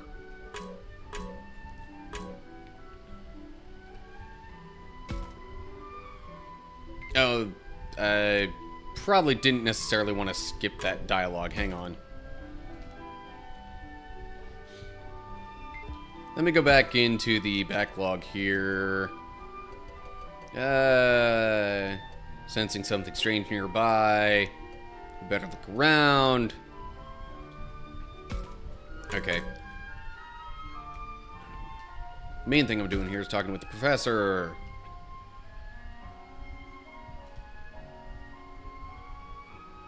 Maybe this way. Looks like he's pretty busy investigating something. I'll ask him about it later. Okay, so nothing really happening there. Did that actually... Oh. Hello. Something in the grass.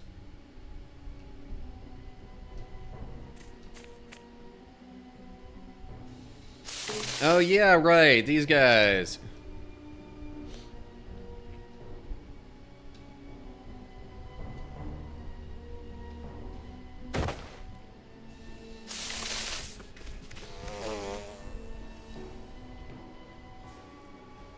So, like, I think I end up seeing them here, but then they scatter, and then I have chances of possibly recruiting them to my party. Watching on my phone, need to make a call. Okay. See you in a bit there, Al. Should go find out if they're friend or foe, I guess. Okay.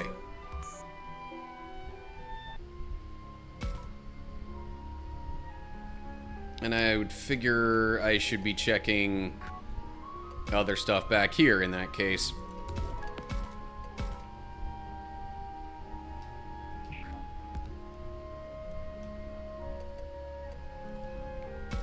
If they went near the shrine, might have fled over here. Should take a look around. Oh, but I guess I gotta talk with Agumon first. Something in the grass. And this one is nothing, huh? That seriously used up one of my moves, just checking that out. Well, that's disappointing.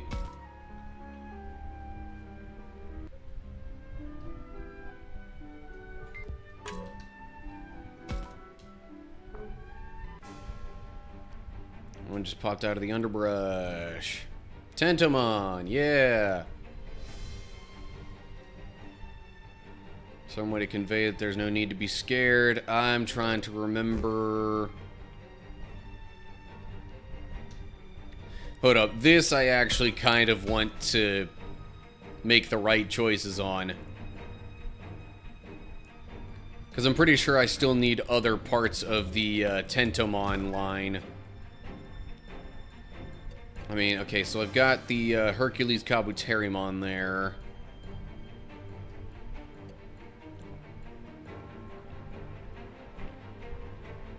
And I guess that's it?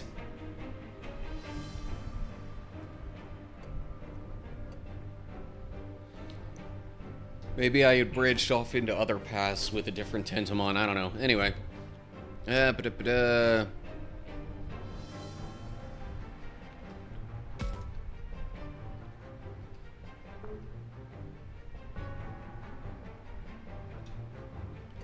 Okay, let me go back and redo that then, because that doesn't seem to be the right choice.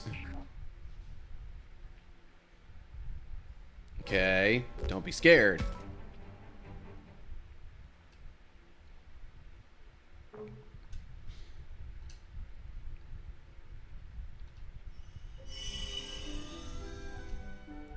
Alright, yay. Tentomon joined the party. Nothing else to do here. So, where is said Tentomon? And it comes in at level 30. Okay. Do.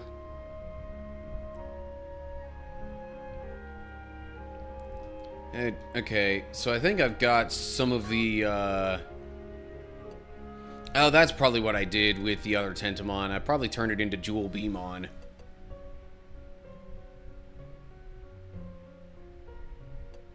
Sorry, Bancho Stingmon. Jewel Beamon's the previous evolution thing. Do I have... Okay, yeah. I've got Grand Kuwagamon.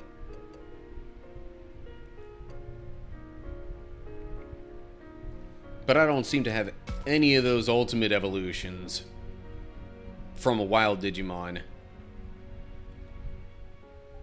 Don't think I've got Okuamon or... Okay, well, I'll definitely go to Kabuterimon first. Because that still gives me access to all the other ultimates. So yeah, I don't think I have Okuamon, Mega Kabuterimon, or Jewel Beamon, but I'm going to double check that.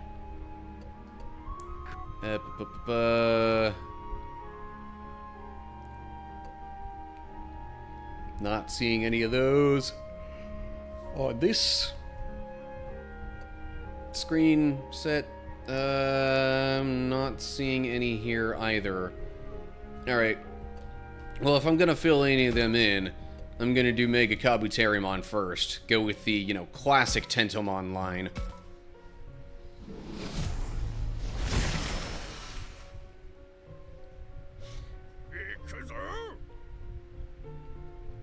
Okay, but I'm gonna leave him there. Whatever. Okay. Gonna save that. Still haven't checked out the woods by the shrine or the spider lily forest. Maybe I'll find one of the others.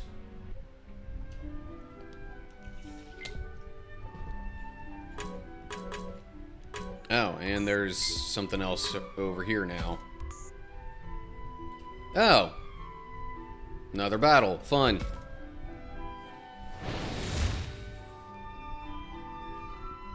Who knows? Maybe I'll be able to recruit some Digimon that way.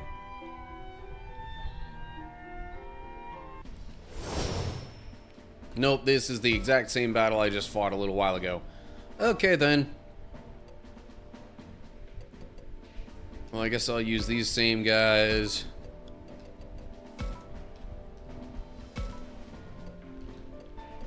And then go to my low levels.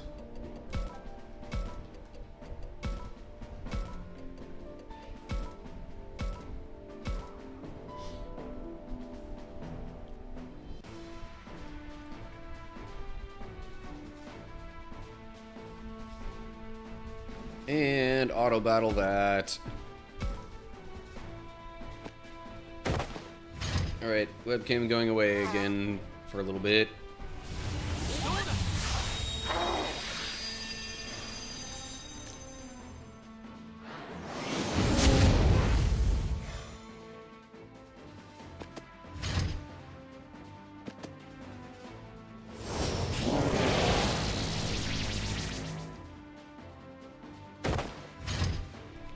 And yes, I'm removing the webcam because I'm eating something. Just, you know, trying to be polite about it.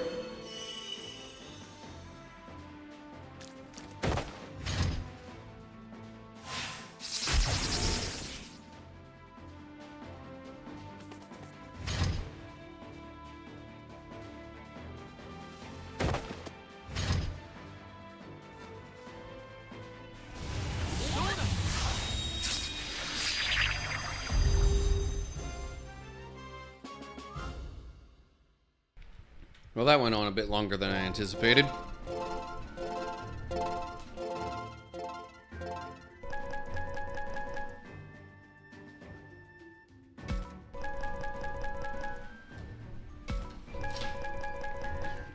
I just almost dropped my controller.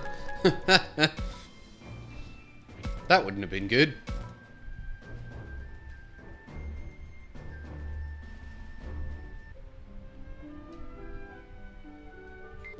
Alright. One last shot at maybe getting another Digi... Ah! Palmon! Looks ready for a fight.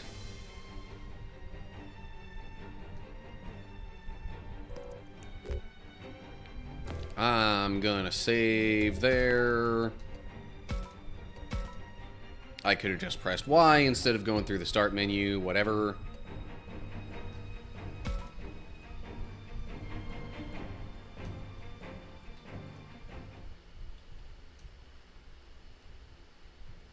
Okay.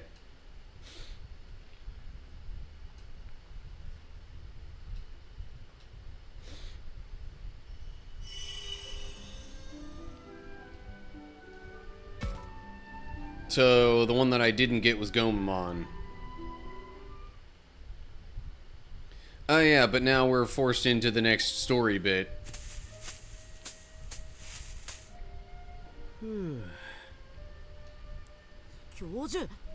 I might need to turn up the volume on my TV. 森を探索していたんだよ。奥の方に新しい建物が出現している。Yeah, that part of 本当で things. すか？どんな建物ですか？中に人はいましたか？落ち着いてくれ、タクマ君。一つずつ答えるから。すみません。つい。This is where it's gonna get to like the library looking thing, right? 私が見たの Yep. は図書館だよ。図書館？軽く入り口付近を見ただけだから中に人がいたかどうかはわからない。それにあの図書館は明らかに今までの建物と違う。違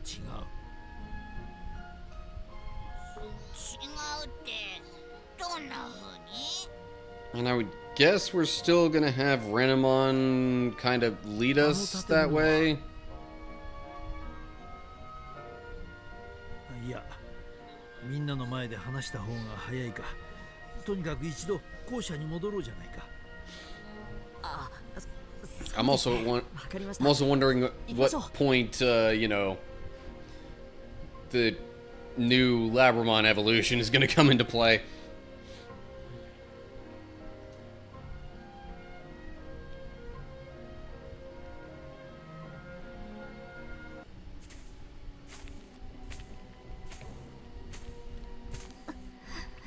Is this new? I'm not sure I recognize this.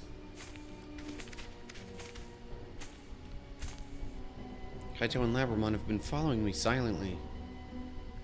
Because I'm so pathetic. This won't do. I have to tell them I'm alright. ねえ、葵、どうかした？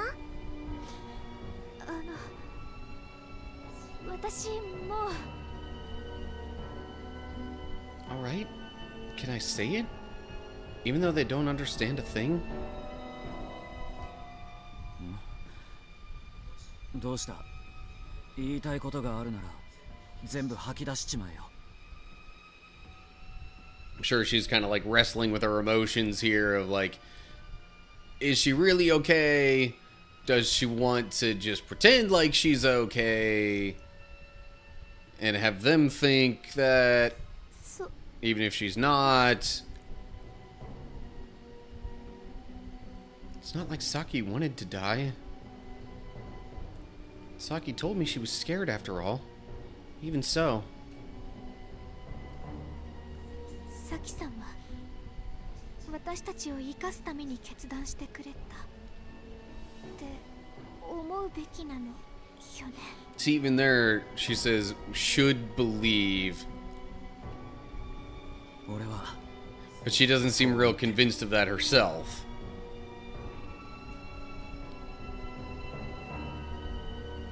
Really? Would you really be happy with that? Can we say she didn't regret it the moment she let go? Did she really want to save us? And why didn't I try to grab her hand again in the first place? Could it be I was relieved that Saki let go for me? Aoi, 大丈夫? At this rate, things will be like before. ごめんなさい、二人とも。私、本当にもう大丈夫だから。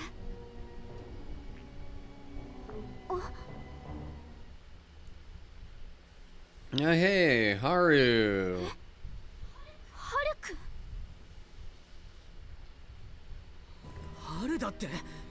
あいつ生きてたの Dork. か。Interesting word choice there, Kaito. ハルくん。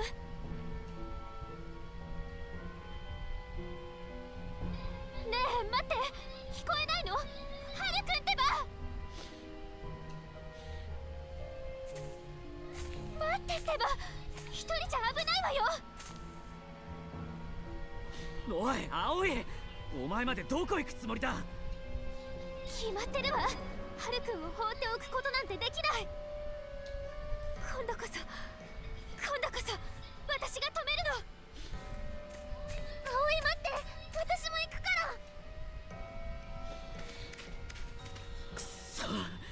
ら。だったら俺も Okay, there was something kind of like this before in like different endings, but ダメだ。俺までつい the て details are a little different, especially in her like kind of inner dialogue みんな regarding, に知らせねえと。 you know, what happened with Saki.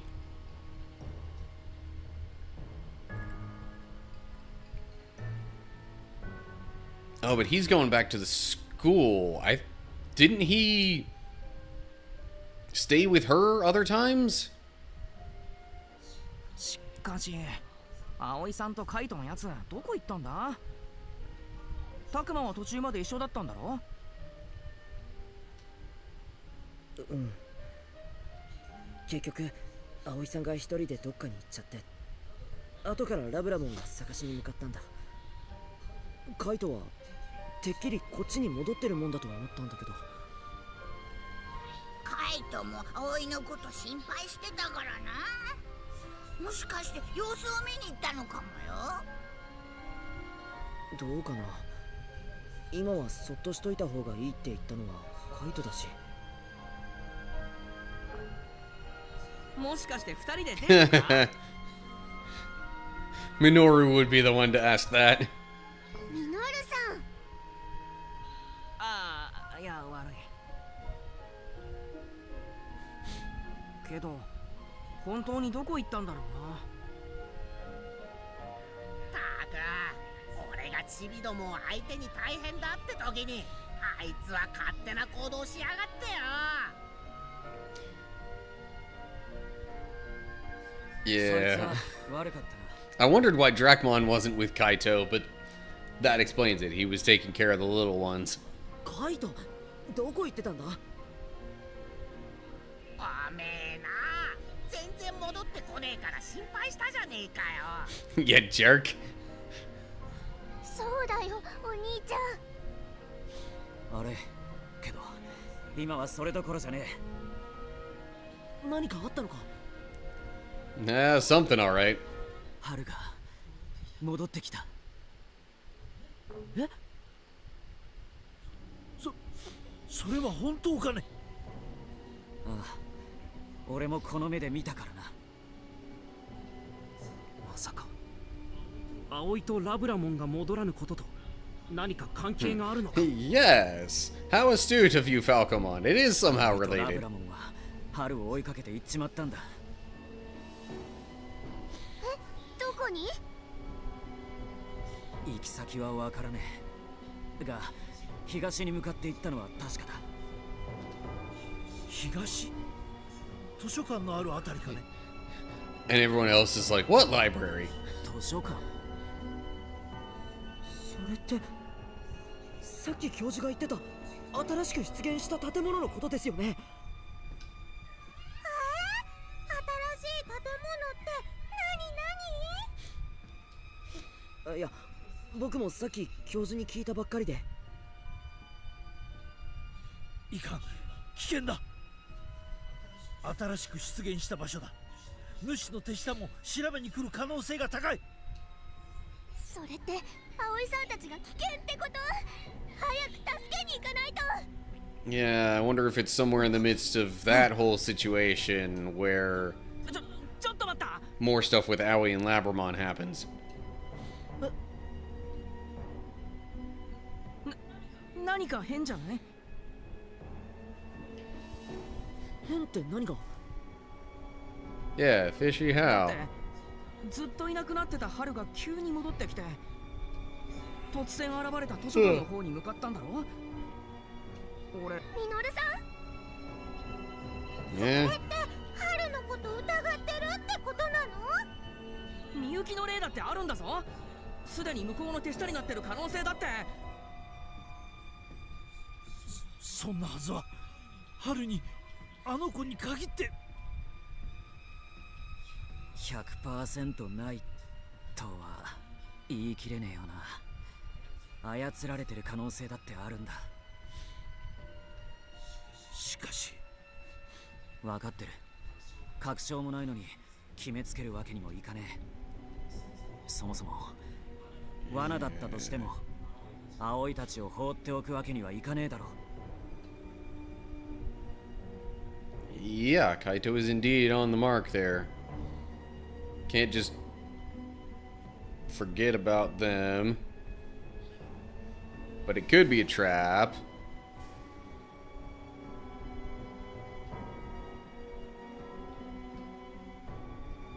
Especially, you know, the fact that the library and Haru both suddenly appeared at nearly the same time.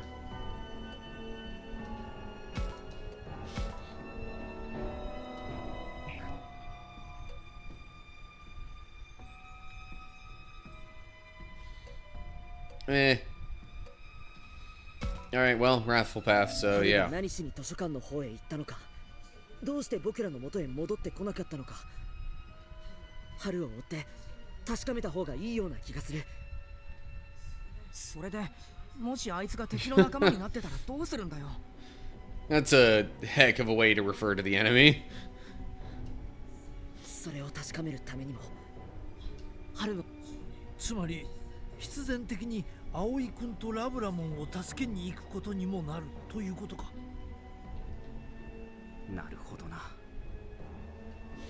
いいんじゃねえか。どっちにしろ行くっきゃねえってことだ。そうと決まれば急いだ方がいいな。ああ、みんな図書館へ向かおう。Oh, they didn't spend any time discussing how to, you know, take care of the kids in the meantime? I distinctly remember that being a thing before. Although, maybe that was when they decided to, head further away in one of the endings. I don't know. Anyway.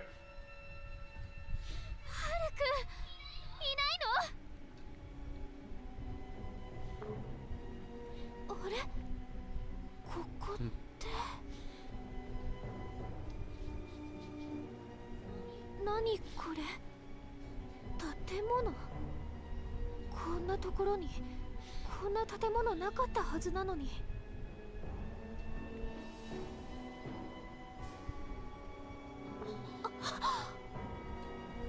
私、この建物知ってる？ここは図書館。私たちの住んでた町にあったものと同じ。どうしてこんなものが？ Exactly the same. So, Wait, given what we know about the game from other playthroughs, does that mean something happened to the library in the human world? Or, no, I guess that's only if something happens to the library here in the Digimon world. But seems kind of inevitable that something would happen. Anywho.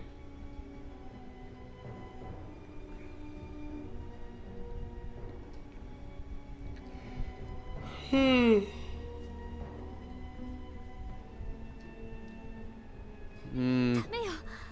こんなところで弱気になってたらハルくんを助けられない。 Yeah, she's... As she does, she is so focused on, you know, helping somebody else out that she kind of ignores her own misgivings. 今度こそ絶対に私が助けるのよ。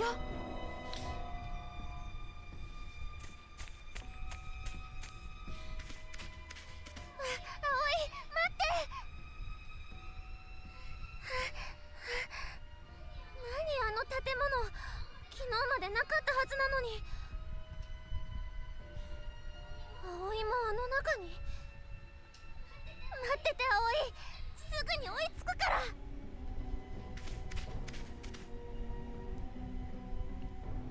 So Aoi is apparently faster than Labramon.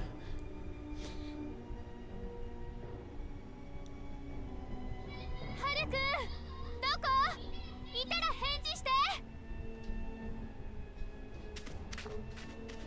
足音。ハルくん。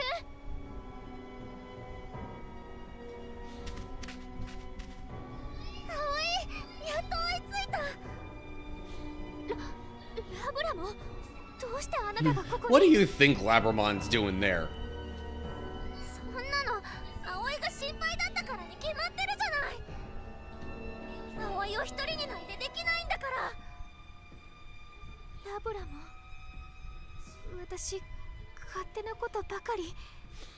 ごめんなさい。いいの。この建物、なんだか嫌な感じがするわ。もしかしたら敵が潜んでいるのかも。だったらなおさら早くハルくんを探さないと。葵、帰りましょう。またみんなと一緒に来ればいいじゃない。ダメよ、そんなこと But what if something happens in the meantime? 葵ちゃん。Huh?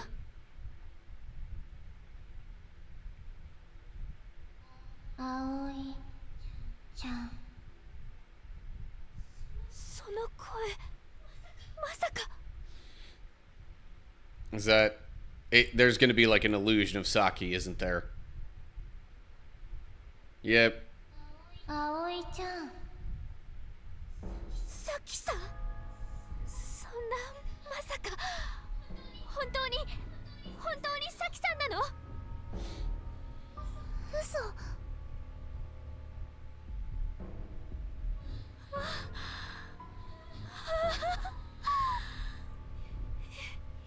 生きてた。さきさん、生きてたのね。 Yeah. Why is it that in all these situations, anybody disappearing in fog... Well, I was gonna say... Takuma and Miyuki are the only ones to do so, but, debatably, the professor kind of got out of a scrape like that, too. But it's not clear that he, you know, got carried away by the fog in any particular way. Anywho. Wrong? So it's the ghost of Saki.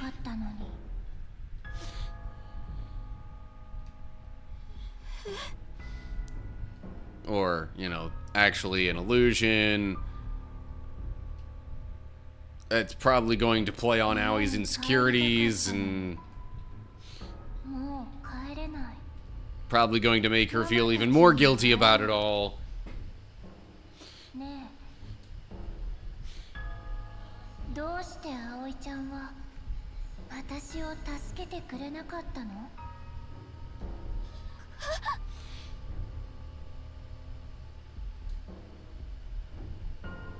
私何度も葵ちゃんを助けたよね。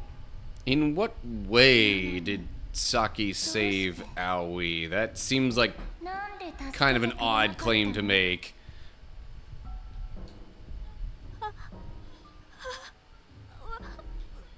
私どうして？ごめんなさい。私のせいで。ねえ、どうして私の手を離したりしたの？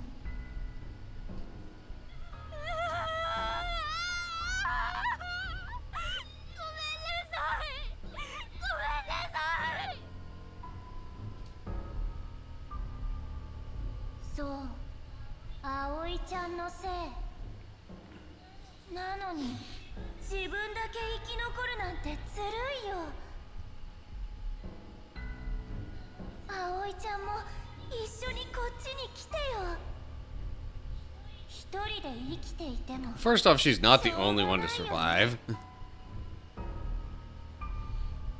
Second, how is it any better if more people die?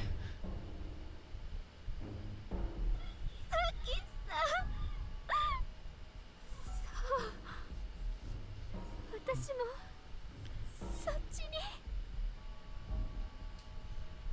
私だけ生き残るなんて、そんなのずるいものね。 But you know, such things are easy for me or anyone else to say who's like removed from the emotion of the situation. ちゃんと思い出して。ねえ、さっきは。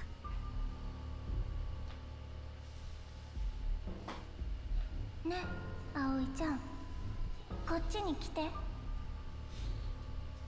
さきさん、ごめんなさい。私もそっちに行くから。だから許して。ほら、こっちこっち。さ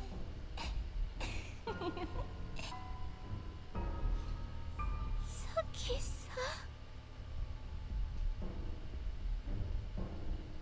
葵、行っちゃダメ。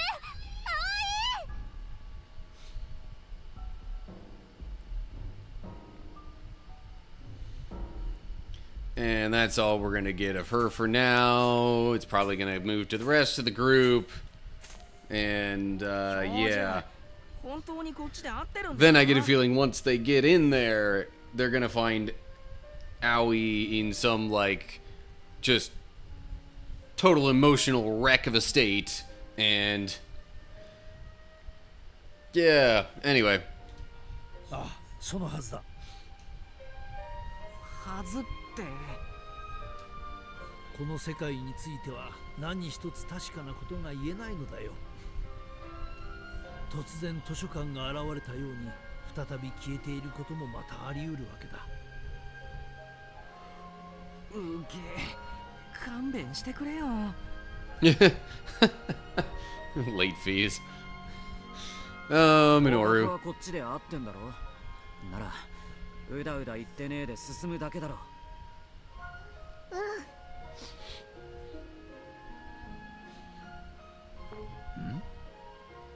あれは図書館ですか？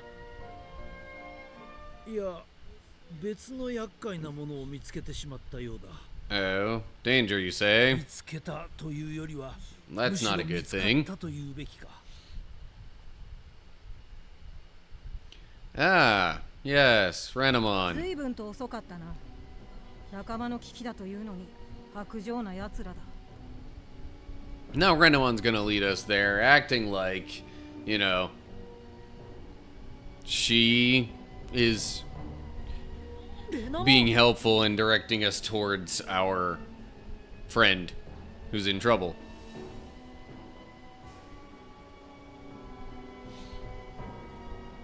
Renamon is glaring at the professor in anger?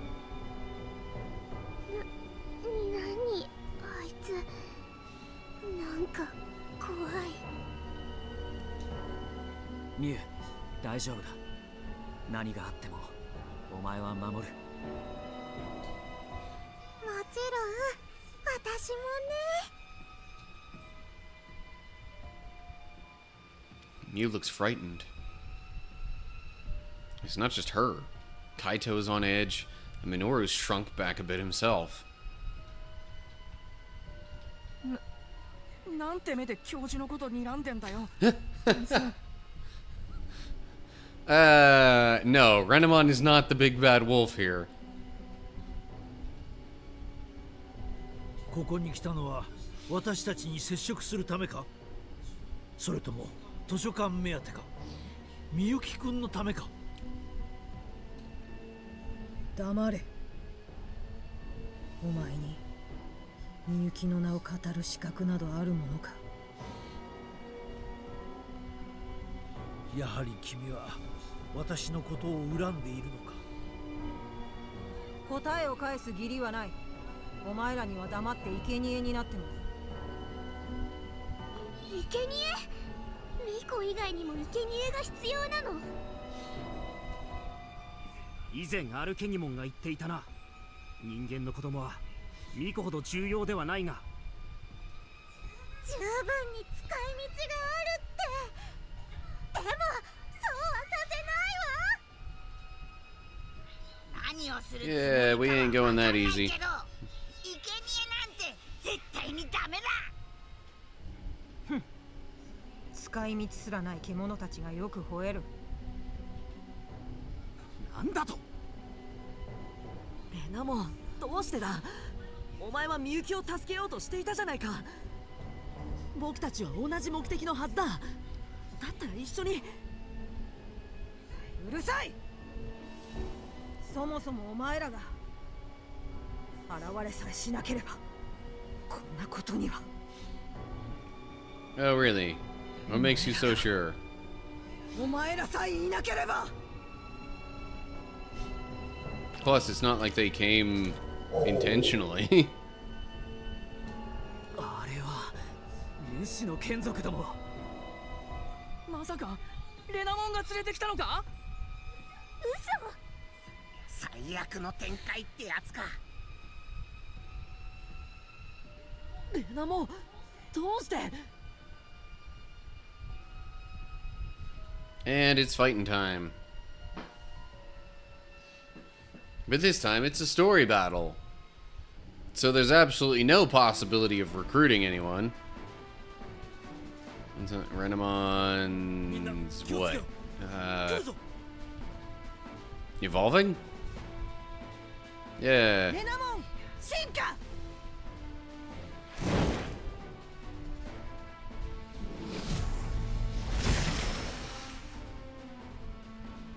私の術の餌食となれ。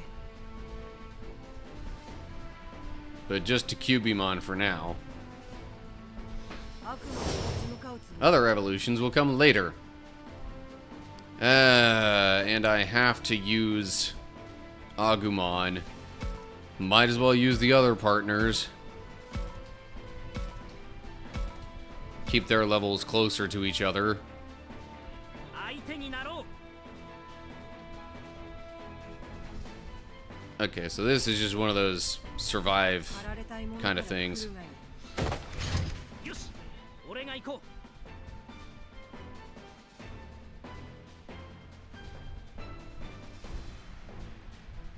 う。 Okay, tell you what. I will have him evolve to Zukiaomon and attack the box there. Box, chest, whatever you want to call it. There is another one over that way, but I just figured since I'm right here, before I start auto-battling this. Got an acceleration charge. Although, maybe I should consider trying to also get that other one. Because that might account for some of the items that I'm missing in the game. I can't even get to that from here.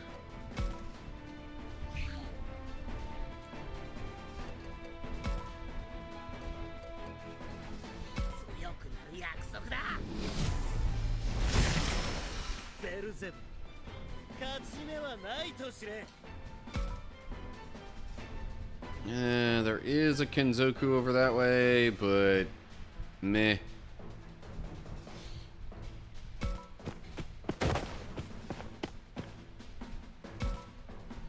Did it specifically say that I have to get rid of all the enemies to win? I think that's what it said, but anyway.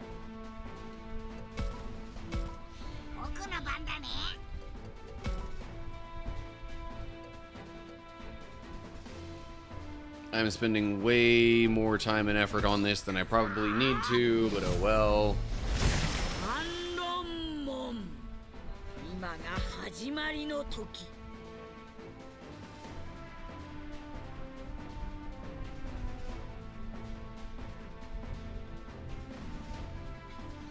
I'm gonna move him over here.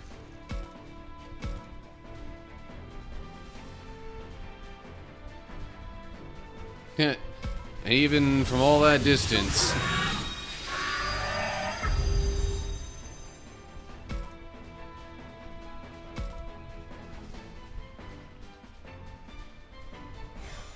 Not that that matters a ton at the moment.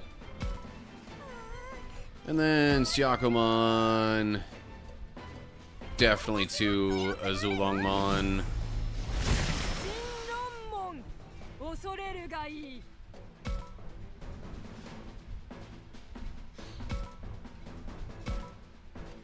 And that'll probably get rid of Cubimon.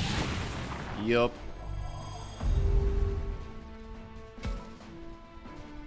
Give you a little defense, because why not?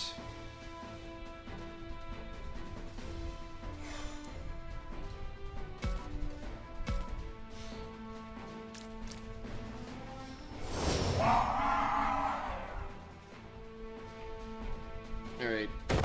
Ditching the webcam for a bit.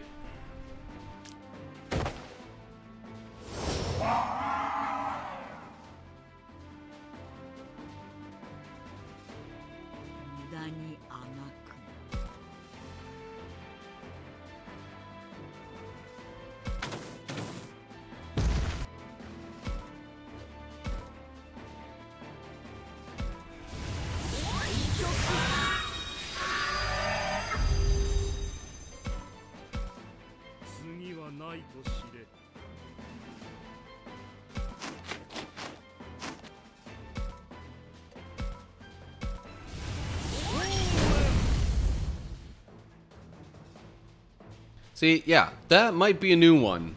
I don't recall getting an item by that name before. So I might be very glad I checked that.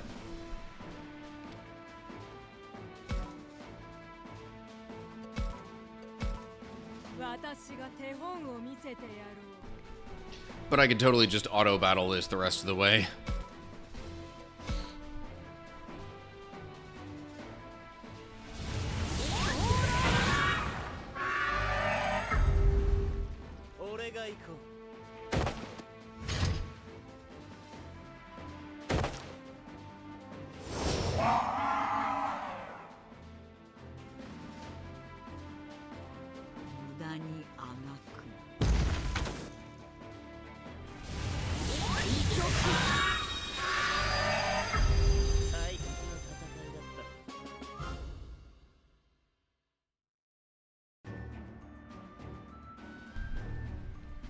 No levels whatsoever.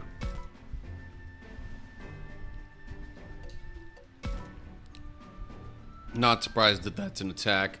Deals dark damage, moderate chance of causing confusion.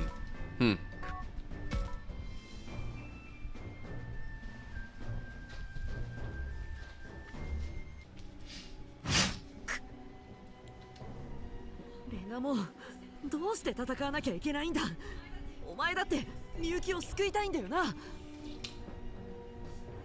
たような口を聞くな。約束したんだ、みゆきを守ると。私だけがみゆきを助けられるんだ。それって僕たちと同じ。春でもタクマでも他の誰でもなく、この私がみゆきを救う。レナモン、お前たちにいいことを教えてやろう。仲間の居場所だ。仲間？それって葵のことか。あいつを助けたいのなら Yeah, that's kind of what we were planning on doing anyway. 自らの罪と向き合うがいい。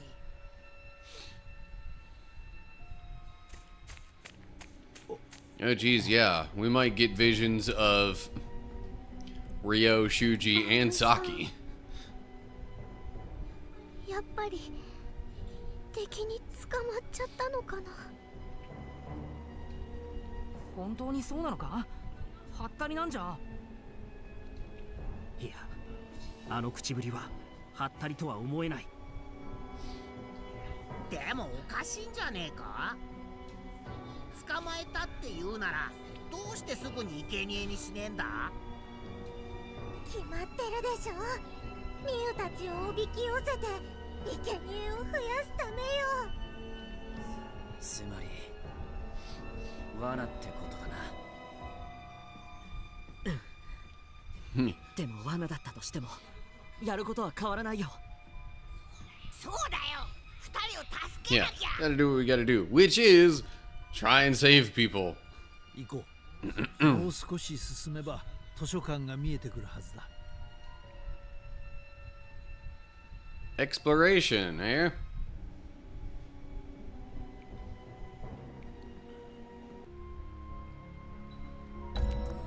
Library unlocked.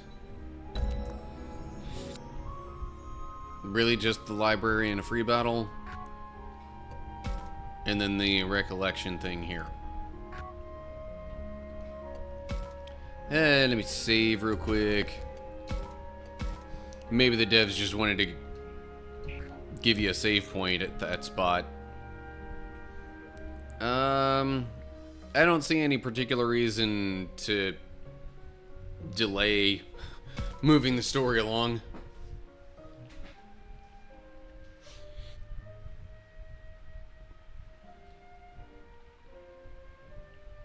This is the library that appeared. Hey, isn't there something weird about this? Yeah. Buildings like the apartments in the school have all been run down. This building looks like it's been built pretty recently, though. So this is what you meant by clearly distinct, Professor? Yes, I'm afraid so. This must have been manufactured from memories recently taken from humans. Memories? So what about this old school building in the amusement park? Are they memories too? I imagine they're the memories of someone who was taken previously. My sister, most likely. Then the apartments must have been... I'm not entirely sure, but never mind about that. Aoi and Labramon could be in hot water while we're standing around here yapping. Whoops, yeah, you're right. Let's go inside.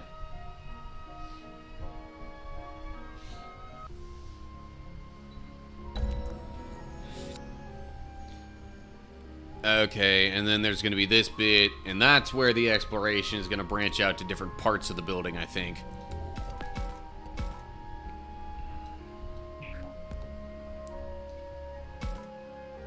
Man, I feel like I got something, like, stuck in my teeth. Maybe I'll ditch the webcam again. Trying to figure that out. Accidentally muted myself when I was trying to do that instead. Anyway. Whoa, it's so dark in here. Can't see anything. Yeah, I know he worded it a little differently, but whatever. It was so bright out there in the woods. My eyes aren't used to this yet. The air feels cold. And that odor. Dust, maybe?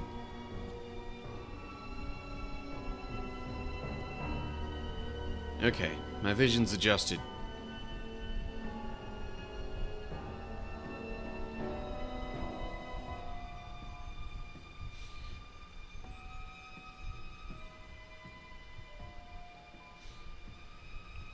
So this is the library. Anyway, done messing around with my teeth. Vibe here is totally different from other places up to now. Creeps me out.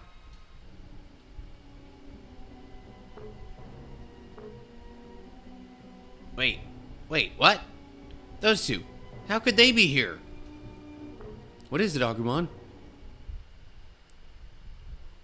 Come on, man. That's a pretty harsh reaction no matter which way you cut it. What? That voice. You're kidding, right?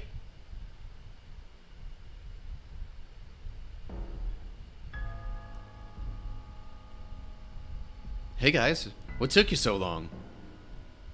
Yeah, what's wrong with you guys? You get sidetracked somewhere? Ryo? Shuji?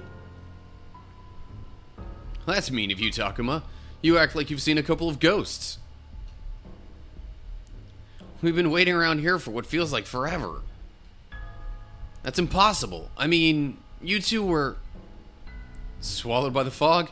Yes, all of us got separated. Anyway, don't worry. From here on out, we'll always be with you. Man, I still remember the first time I played through the game and, like, I thought this was actually going to be them rejoining the party or something. That's right. We'll never leave your sides. Since you guys will end up like us. Ah, look out, everyone. Hey, man. Who's everyone? Huh? Takuma! Everyone else is gone! He's right. But when... Not only that, the door won't budge.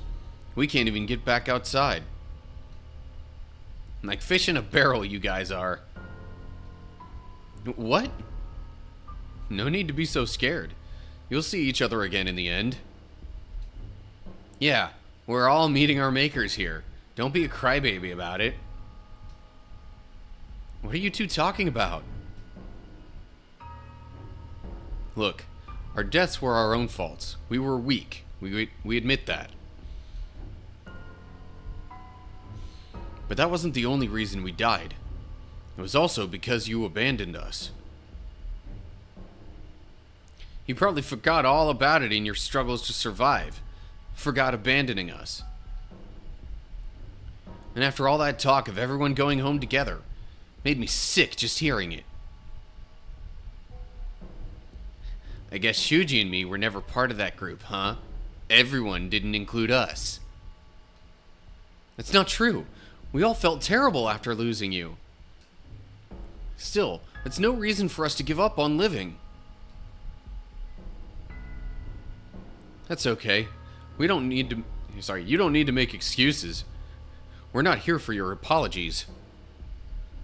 That's right. After all, talk is cheap.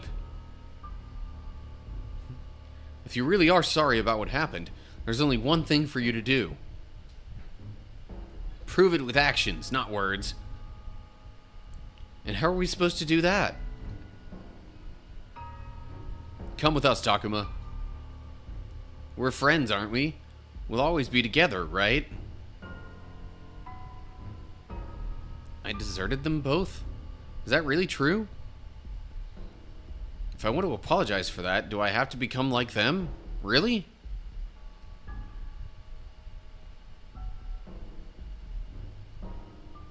If that's true, then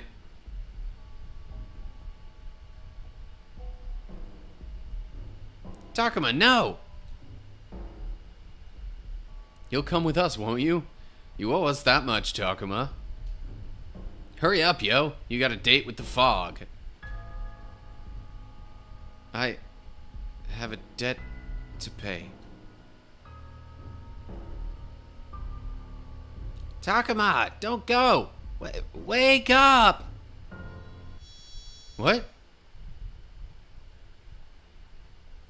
What was I doing just now? Was that some sort of illusion? Oh, good. Takuma, you're back to normal. Thanks, Agumon. That was a close one. Wait, was that Renamon's trap? I think so. I saw them too, Ryo and Shuji, but like scary versions. But more important, this is bad. One thing's still the same. Everybody's gone. Kaito was with us until a second ago. Seriously? Is Renamon behind this too? We should look for them, right? They could be in the same situation you were in. Huh. Yeah, that's true. We can't leave them to their own devices. Let's hurry, Takuma.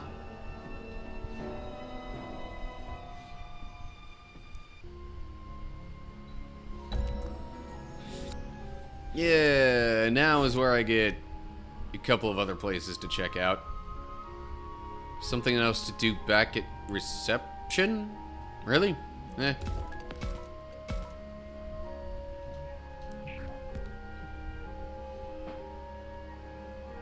You know what? I'm gonna do opposite of how I think I did it before. I'm pretty sure previously I started at reception because my thinking was, well, I'm already there.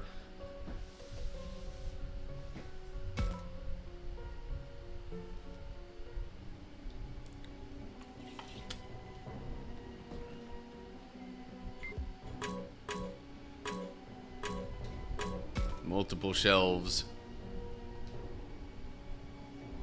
Shelves are for novels, tons of mystery whodunit stories. I think our library back in the real world had a bunch of novels like that. So maybe it is your library. That is kind of what it was implying before. I think maybe it was something that Aoi said.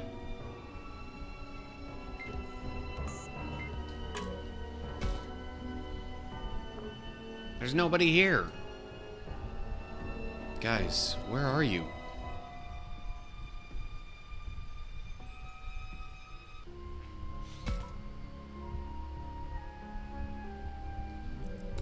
Saving again. Okay, how about these bookshelves? Minoru.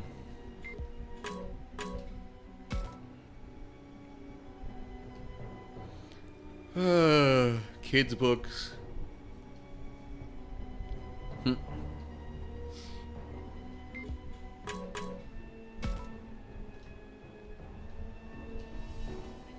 Both sides have kids' books? Jeez.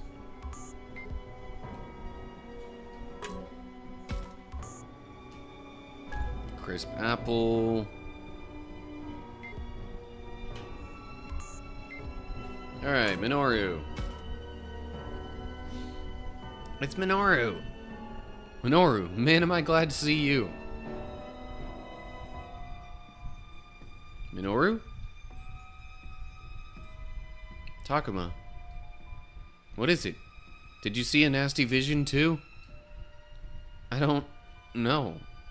I'm not sure what happened or what's going on.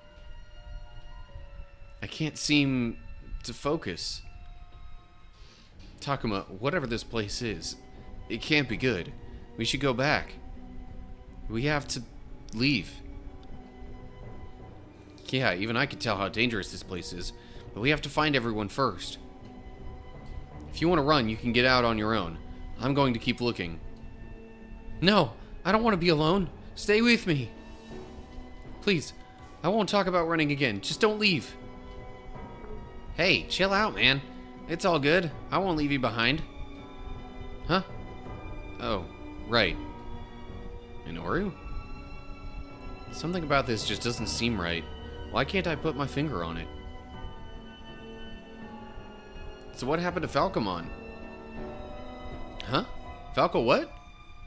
Falcomon. He's not with you? Oh, well... Did you guys get separated? Yeah, exactly. That guy just wandered off on his own. He just wandered off? Is this Falcomon we're talking about? That's definitely weird. Those two went through so much to deepen their bond. And yet they just let each other slip out of sight like it was nothing? Anyway, man, let's find everyone and get out of here as soon as we can. Anyway, you say? Is that really how little you care about Falcomon?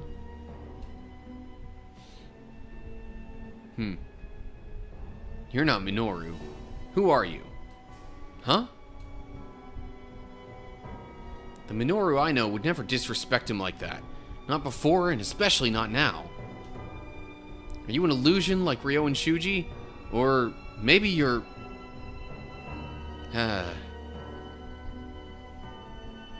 Yeah!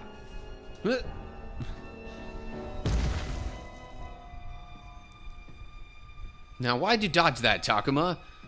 It would have been so much easier if you hadn't. You're not Minoru. Who are you?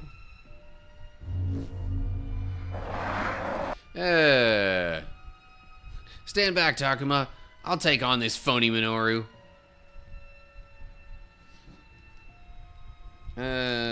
Just checking phone notifications real quick.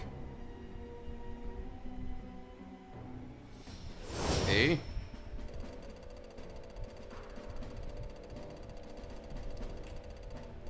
Sorry, okay. Real quick, checking something on my phone. Do.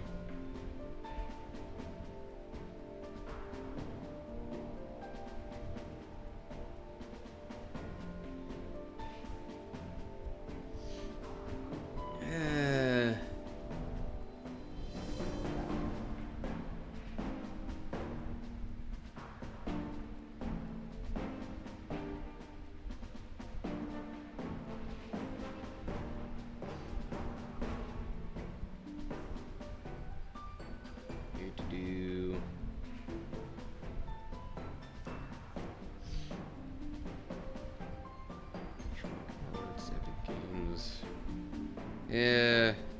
Okay, I remember reading this stuff about the, like, actor strikes.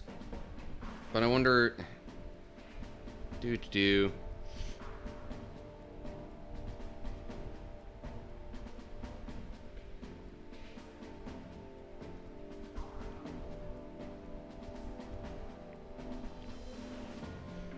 But also, like... I know at least the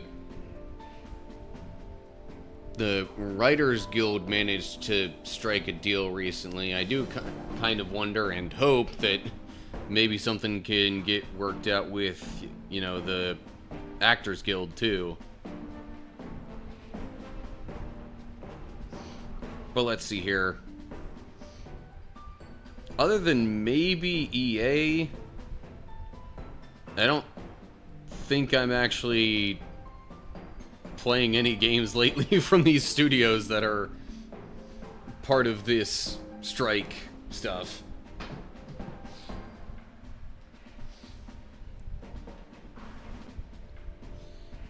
What level enemies am I dealing with here? 38. Of course, I have Agumon in the lineup. So, Agumon against those levels should pretty much be fine on his own. Let's get some wild Digimon levels, shall we?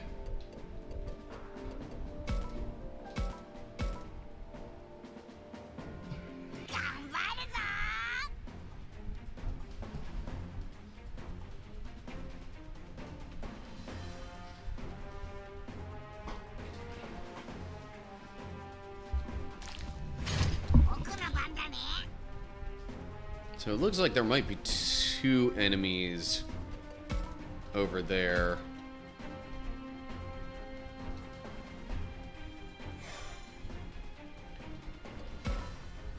And especially if they're right next to each other, that works out well for me.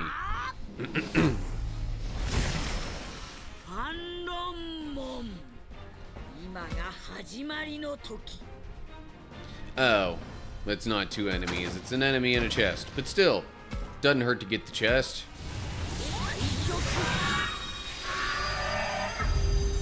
Comet Hammer. That one rings a bell, so I probably got that one before. Haha.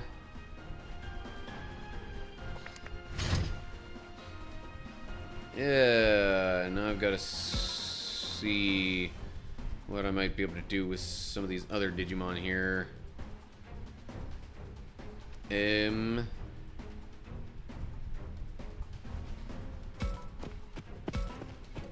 Could I? Yeah. Accuracy 0%? Well, that's not good. Let's try this one.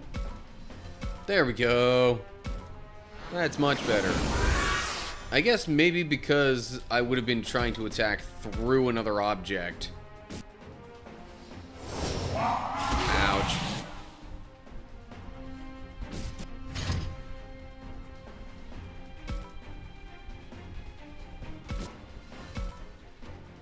Try horn attack. Hiya. Got a little bit of that knockback in there.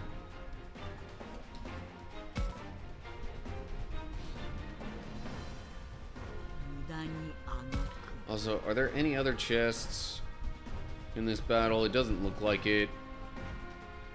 And even if there are, I don't think I would go after them. Oh yeah, regular attack is plenty. Be gone.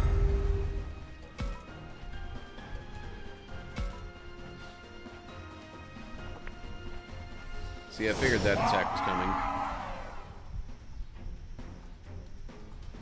Alright, now I can get to the side of this one.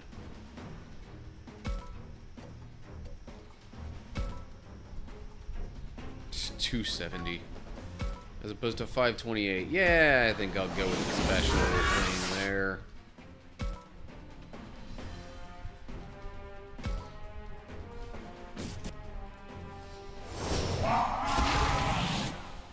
Yeah.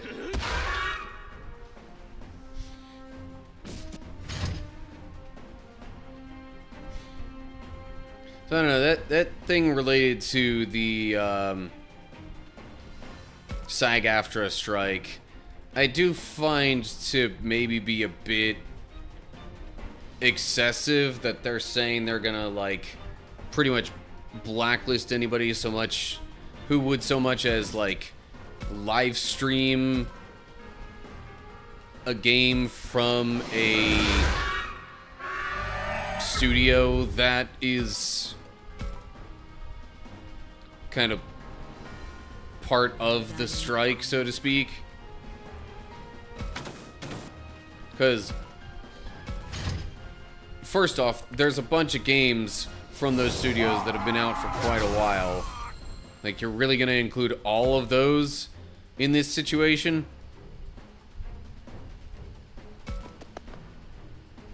Plus, like,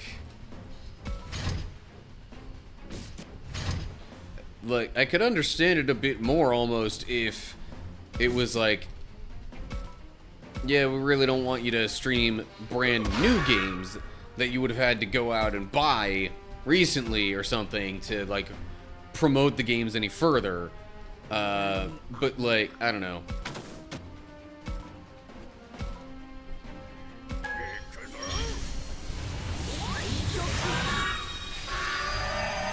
And I would also definitely understand, you know, SAG-AFTRA saying, hey,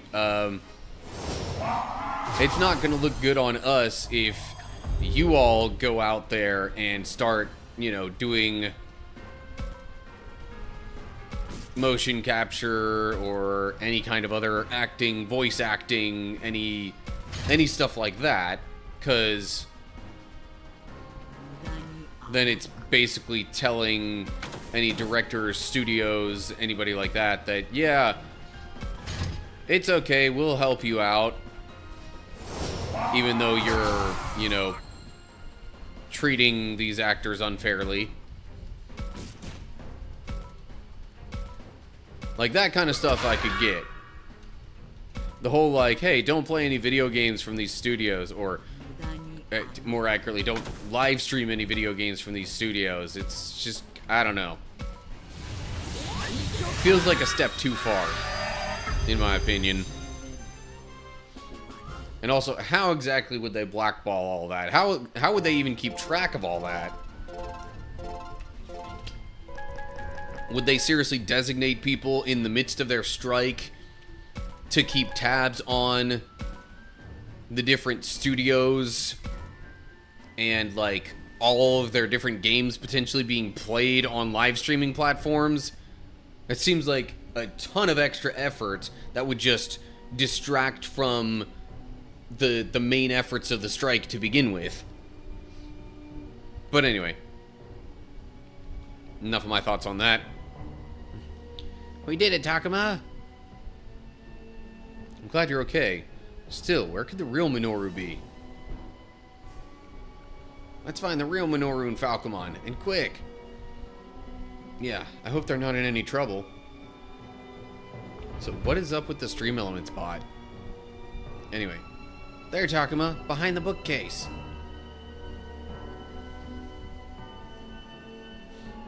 Ugh. Minoru, Falcomon, speak to me. Okay. Huh? What happened? Thank goodness. Doesn't look like you're hurt anywhere. Takuma? What are we doing here?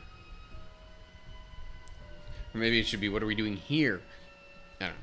Take it easy, okay? You don't have to get up right away. Yeah. Thanks, man. Huh.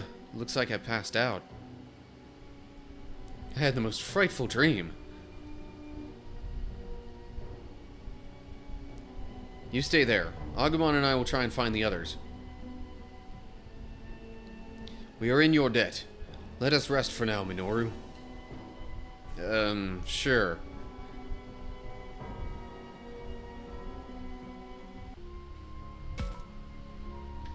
Okay, so that takes care of that bit. Alright,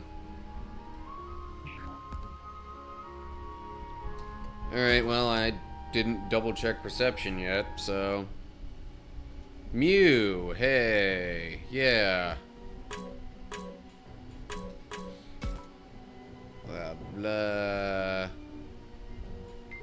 What kind of books do we have here? None of them stand out looking at the spines. These books are as old school as the building.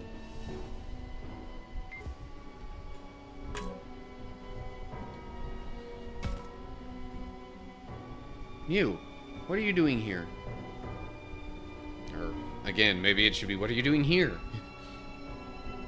Takuma, you finally came. I've been so scared by myself. Sorry. Takuma, I'm sorry. I can't stand up.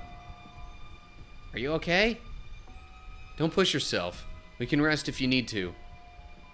No, we can't afford to stop now. We have to find Aoi right away. I don't want anyone else to suffer. Yeah.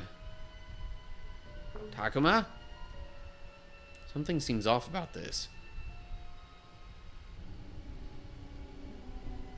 Something about this just doesn't seem right. Why can't I put my finger on it? Was it when I started talking to her? No, the moment I saw her?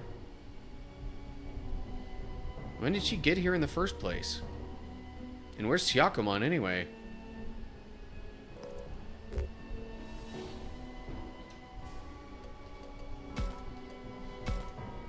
Yay, frame drops. So much fun.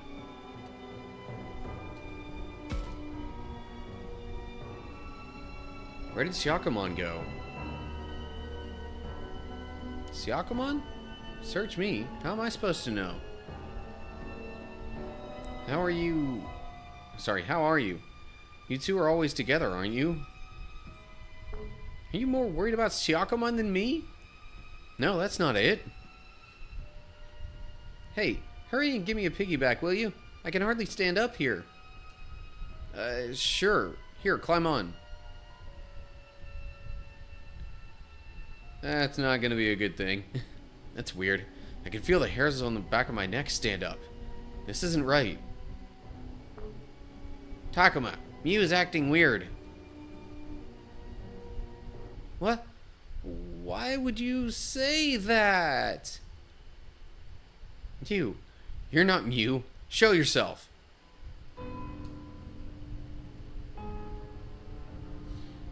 Yeah.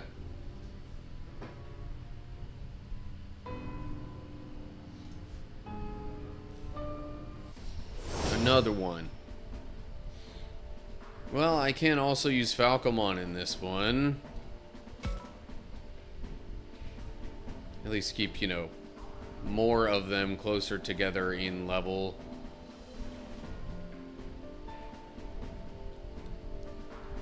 Thought I'd take a quick look around for any chests. I'm not seeing any. Oh, well, now I do.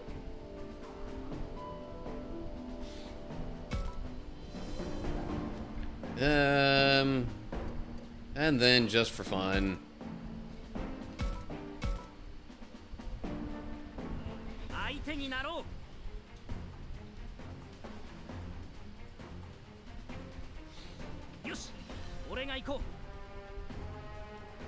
Okay, so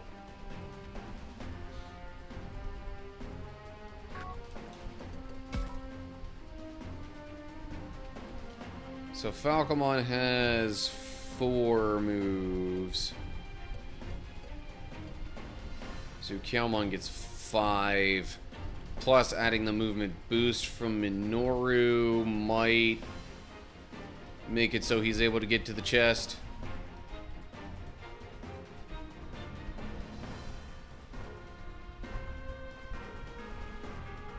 Because otherwise I was thinking I might go with Chromon for a turn.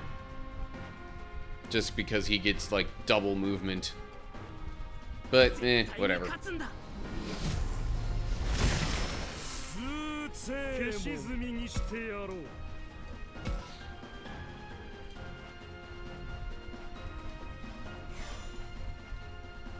Okay, oh yeah. Gonna move him over here then. Crimson Blaze on the chest. Fine anti-water crystal. Alright, gonna end the turn facing that way. And from here on out, honestly, I think I might just auto-battle the rest of it. Do-do-do. Full power.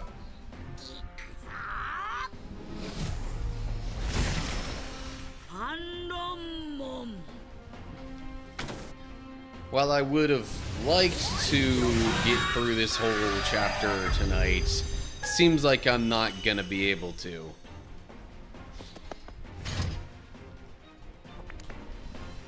Unless maybe I'm closer to the end of it than I think.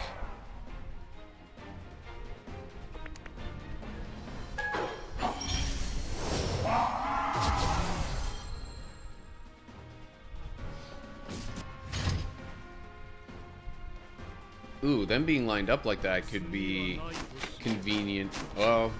Or Zukielmon could do that.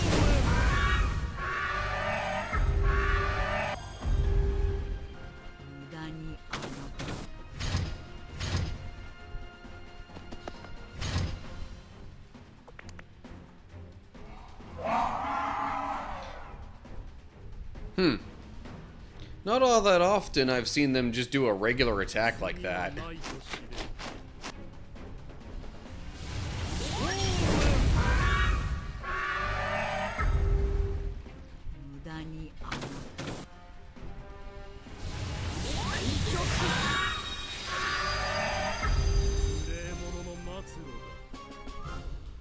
Oh, man.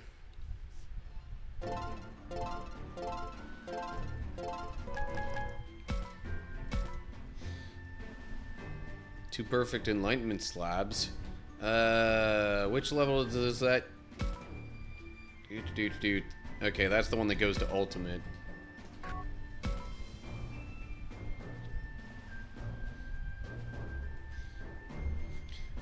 Funny enough, I think that's what I have the most of.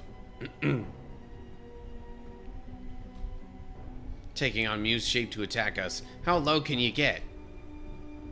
Yeah, I can't stand these guys. Still, where's the real Mew then? Minor thud. Ah, Takuma. There, under the desk. That's Mew. Mew, Syakumon. Wake up, you two.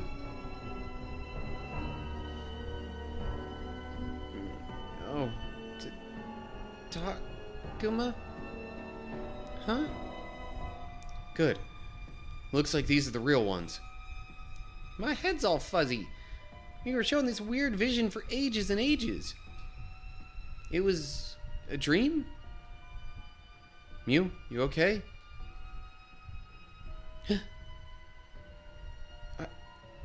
I saw everyone from the amusement park, and they were all so mad. Mew, it's okay. You're okay. It was just a bad dream. Yeah. The amusement park? She must mean the ones she couldn't save. Mew must have seen something awful, just like how I saw Ryo and Shuji. She's shaking. Mew, Syakumon, you shouldn't push yourselves. I'll look for the others. Okay. I don't think I can move yet. I'll keep an eye on her, so please, take care of the others, will you? Yeah, leave it to us. You two just rest, okay?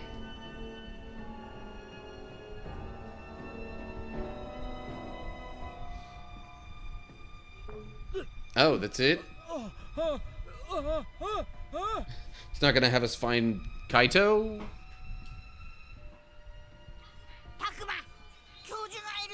Or maybe it will after this, I don't know.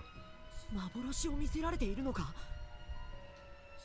違う違う、私は Ditching the webcam for a bit. 私は教授、しっかりしてください。教授。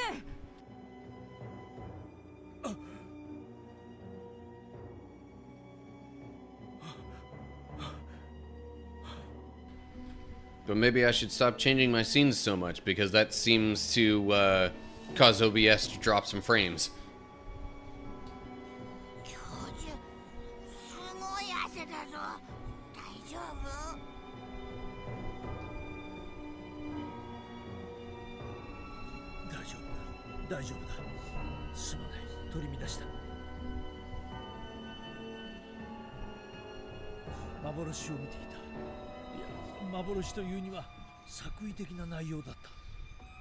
Yeah, it seems to be for everybody.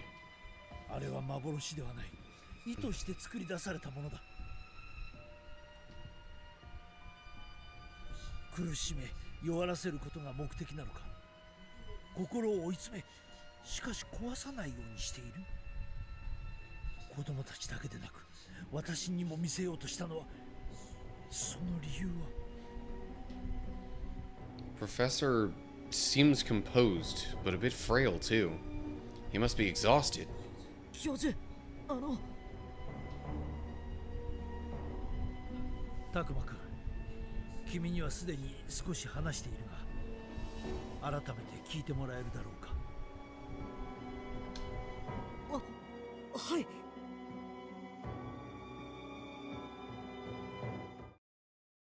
私の名前は水瀬秋春。50年前に行方不明になった水瀬みゆきの弟春だ。え？みゆきが教授のお姉さんで、教授が春なの？ Between the professor's behavior, Miyuki's words, and the photo, I had a feeling. Still, it sounds weird to hear it come out of his mouth. みゆきが私の姉であること、春が昔の私の姿をしていること。私は今までそれらが元の世界に戻るために必要のない情報だと、むしろみんなに余計な気苦労をかけるだけだと思い込み、言葉を濁してきた。ジジモンはみゆきに声を届けても、それは対症療法。その場しのぎでしかないと言っていた。 Oh yeah, maybe that's why they didn't have to think too much about taking care of the little ones, because Digimon's still alive in this one. いずれみゆきを倒さねばならない。それが本当なら、教授とみゆきが兄弟だという情報はみんなに遠慮や迷いを生ませるでしょうね。私も同じように考えていた。だがその思い込みは間違っているかもしれない。みんなにも伝えるべきではないかと、そう思えてね。 Still, with everything going on at the moment, it's utter chaos in here. Is now really the best time? We should at least wait until things calm down before he opens that can of worms.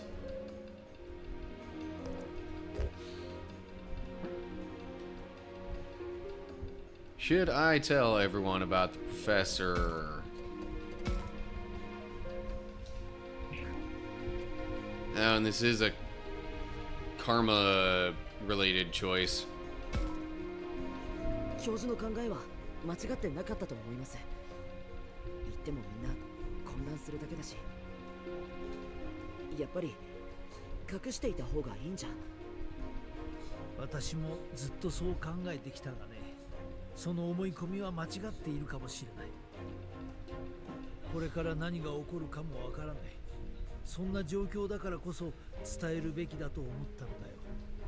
レナモンの憎悪も、レナモンが主についたことも、おそらく私の過去と関わりがある。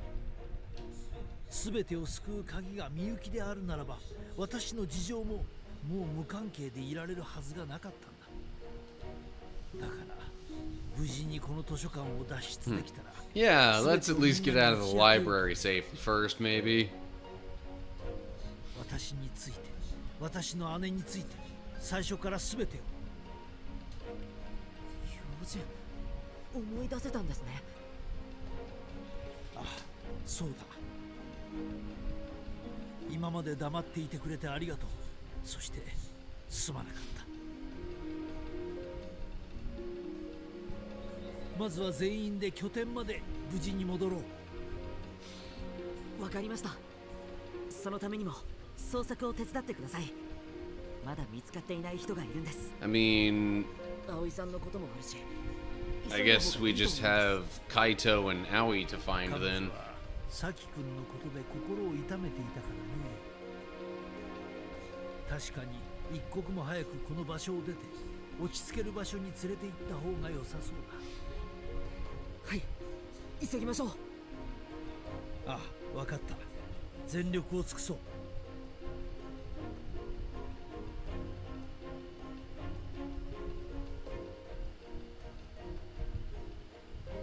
タクマ、 That sounds like Aoi's voice. ラブラも、それに葵さん、よかった。二人も無事だったんだ。タクマ君から葵君の状況を聞いてね、心配していたよ。それで葵さんは？ But is it really them? 今は少し落ち着いてるわ。でもさっきさ、どこ？ Aoi, she's sickly pale. Was she shown her own vision? And of Saki from the sound of it. How awful. この後はどうするの？ See, okay, yeah, so some of these details are a bit different now because of the particular, path that we've taken through the story and Saki's death and whatnot. 全員と合流したら扉か窓を破って一度この建物を出よう。罠の中じゃ調べ物なんてできないよ。まずはここから逃げ出すことを考えるんだ。お前たち人間はまたそうやって逃げるの？ And that sounds like Renamon's voice. Yep. レナモン、待ち伏せていたのか。 Not much of an ambush if the ambusher announces their presence.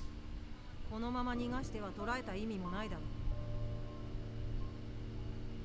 う。無駄な抵抗はやめて早く生贄になってしまえ。待てよレナモン、お前の目的を教え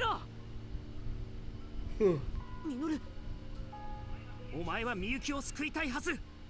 みゆきが主に囚われた状態では困るはずだ。なのになぜ主に加担する？主からみゆきを救いたくないのか？呆れるばかりだ。君たちは本当に同じことしか聞かないな。そのしつこさに免じて教えてあげるよ。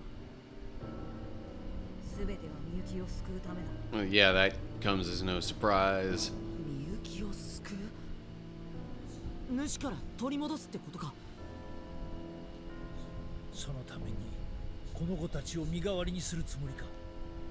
That seems to be the idea. 身代わりってタクマたちとみゆきを交換するってこと？主は生贄を欲してる。多くの生贄を食らって初めて主の世界は広がるんだ。私は主の手足となってお前たちを連れて行く。その代わりにみゆきを返 Yeah, して that doesn't mean Miyuki will be able to leave, though. 主が巫女を返すはずがない。君は騙されている。だからといってみゆきを、私の運命の子供を見殺しにはできない。運命の子供？じゃあレナモンにとってのみゆきは僕にとってのタクマなの？そうだ。お前たちの世界の時間で数十年前、多くの子供たちがお前たちと同じようにこの世界へ迷い込んだ。 Makes me wonder just how many these many children were. その中にいた二人の子供、水瀬みゆきと水瀬秋春。 Well, so much for waiting until we get out of here to talk about this stuff. なぜ秋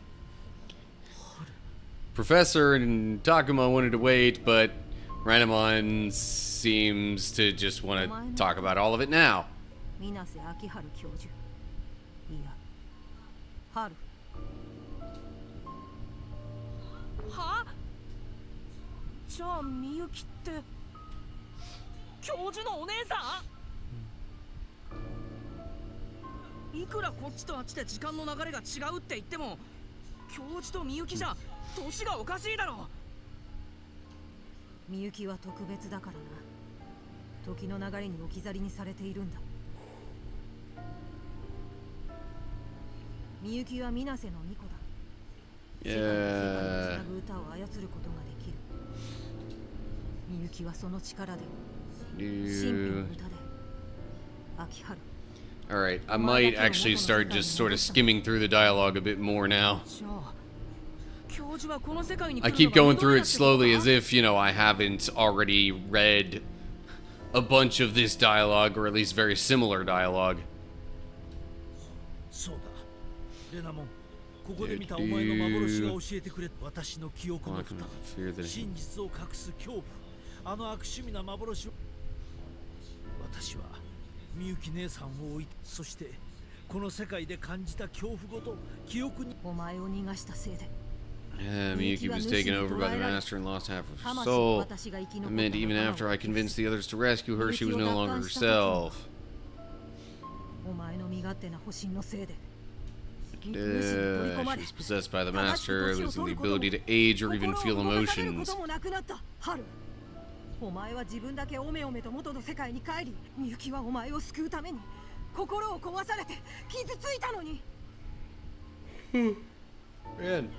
なのにそんな状態でも彼女は弟を待ち続けていたんだ。弟はきっと来てくれる。みゆきはそうし、だから私はこの姿で彼女を支え続けた。お前が、私はずっと And turns out who we thought was young Haru was actually Renamon all this time. 一人で彼女を助け守っレナもすまなかった。それは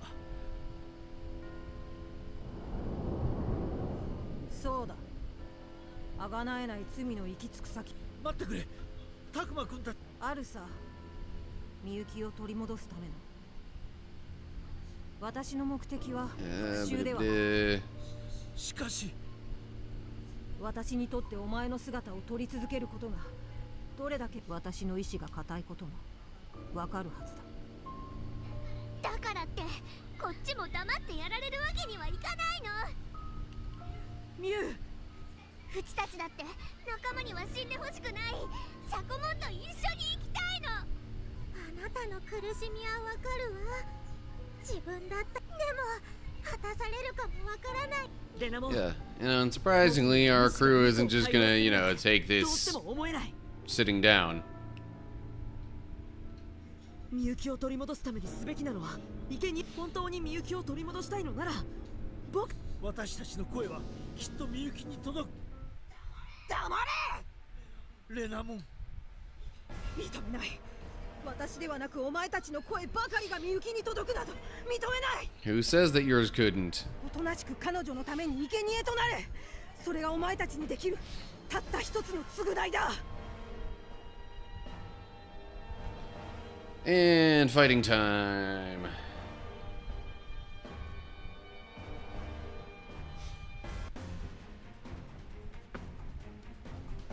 Oh.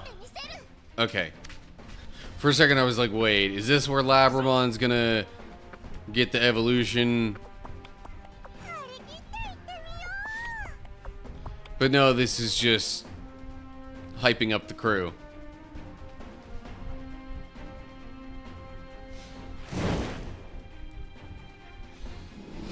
And just like that, now Renamon has an ultimate form. もう終わりだ。 Taomon.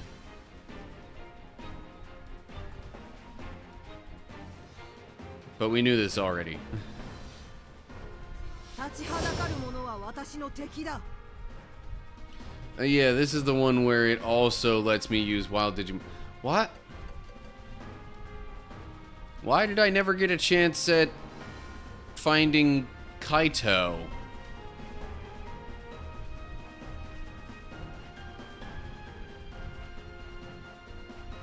I hope that wasn't a thing that was like affected by affinity or whatever. What levels are we looking at here? 49, 43.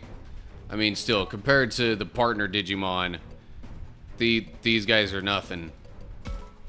So, I'll just use my low-level wild Digimon for funsies. Even though they'll probably die in like a couple of hits.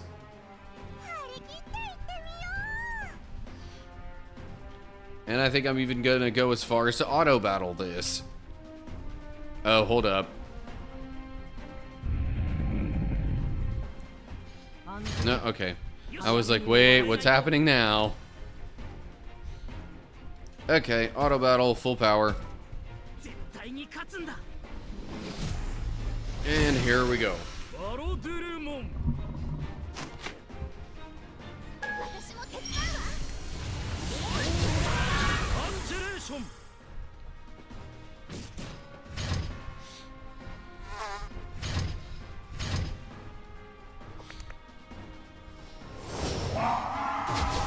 Ouch.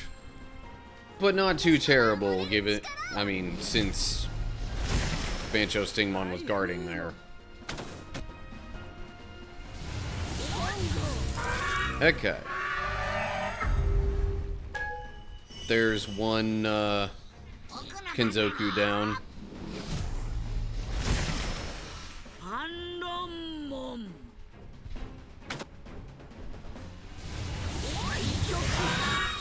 There's another one down.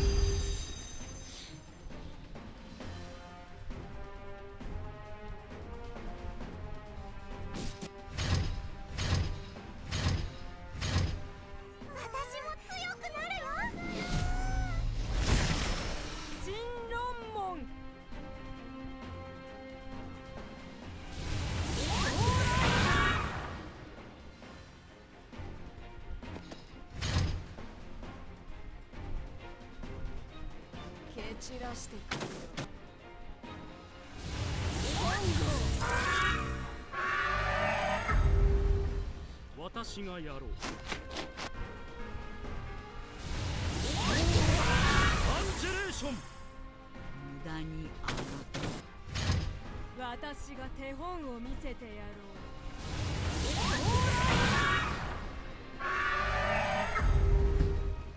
う。案ずるな。早めに終わらせる。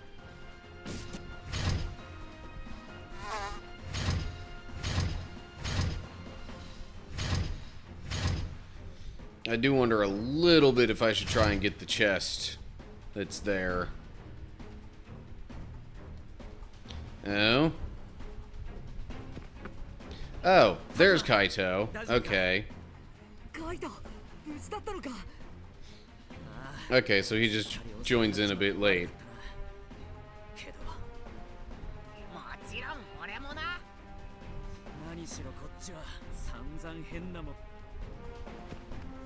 そこのてめえ、しょっぱなから飛ばしていくぜ。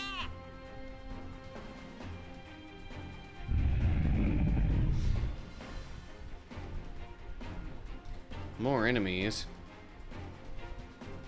Oh no. Because we were clearly struggling so much with the enemies we already had.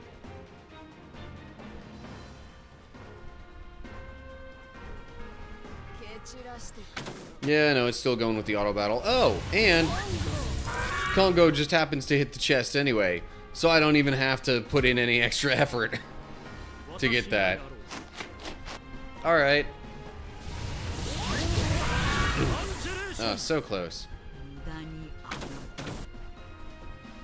And kablam.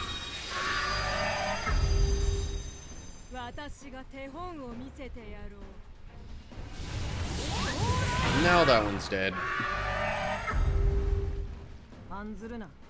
早めに終わらせる。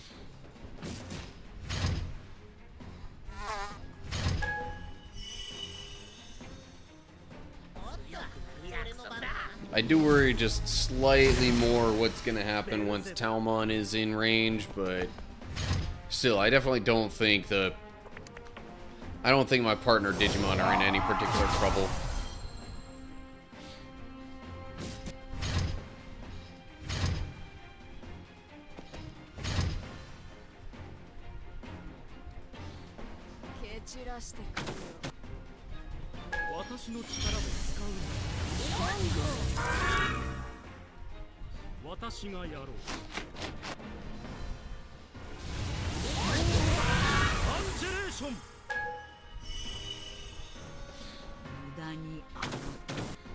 See, at this point I'm trying to remember how much more there is left to go in this chapter.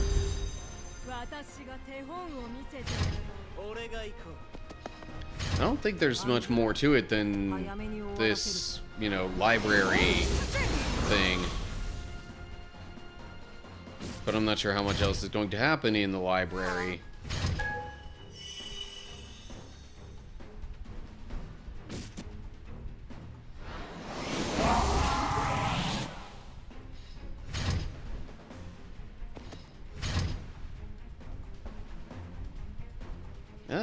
Durumon took quite a bit of damage there.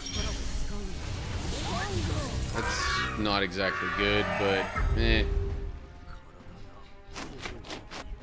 I suppose losing one of them isn't too bad on the whole.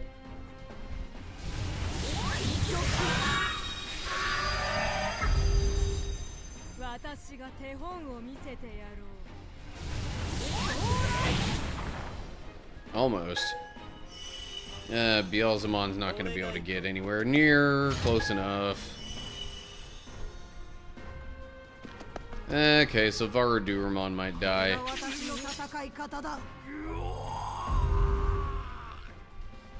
But that's probably about all that's going to happen.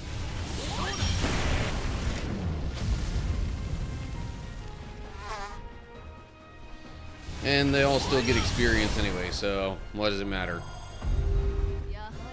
Wow. One of the wild Digimon got the final blow there.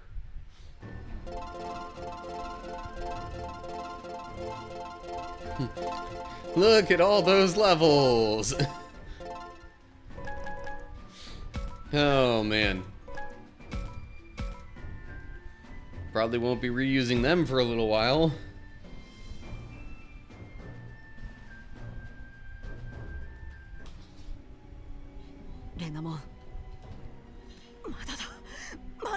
And Ramon still tries to fight. もうやめてよ。まだ私は負けていない。助けるから必ず。レナモン、君とみゆきの愛、私は君からみゆきを奪っ。嘘だ。だってお前。嘘などつくものか。君が辛い思いをしたことはよく分かった。どれだけ私を恨んでもらっても構わない。主の言葉を信じたところで君に待つのはさらなる忍耐の日々だけだろうから。何を言う。私は君にこれ以上の苦しみ。だからお前がみゆきを語るなと。主が約束を守る保証などない。それでも約束にすがってしまったのは他に方法がなかったからなのだろう。だがそもそも最初にみゆきを脅かしたのは。 Yeah, I mean, if that was all that Renamon really had to go off of, then why not follow up on the one choice you seem to have? Master's been the one threatening Miyuki from the beginning. Duh. そして今度は君が主に騙され苦しめられた。その時みゆき。レナモン、姉さんを、みゆきを主の手から。あの日 Let's work together.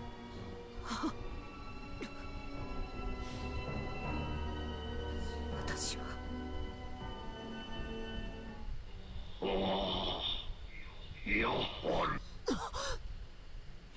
誰だ。 And there's possessed Miyuki. やはり思い出だ。下心あり。みゆき。いや。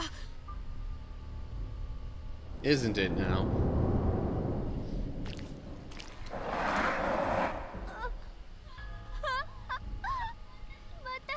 So she sees all of them as Saki. Huh.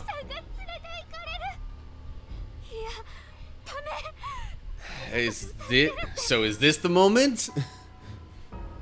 This is bad. Aoi's in no shape to join this battle. 葵さん、下がっていて。愚かなりし裏切り者に天誅を。来るぞ、気をつけろ。 Maybe this is where something's gonna happen with Aoi, and we'll get the one Labramon evolution.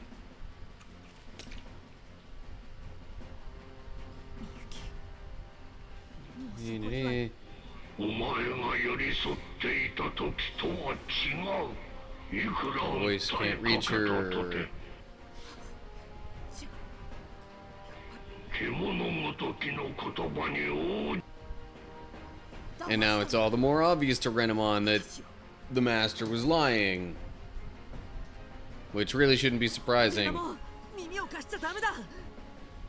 Which means he could be lying right now, and maybe their voices can reach Miyuki.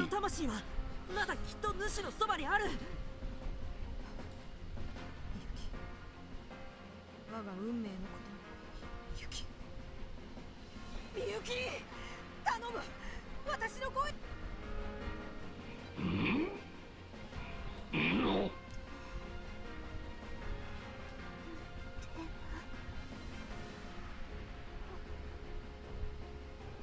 みゆき。く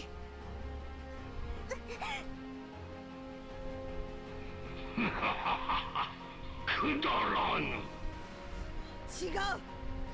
みゆきはお前のものなんかじゃない。あの笑顔も歌声も優しい心もお前なんか。みゆきを離せ。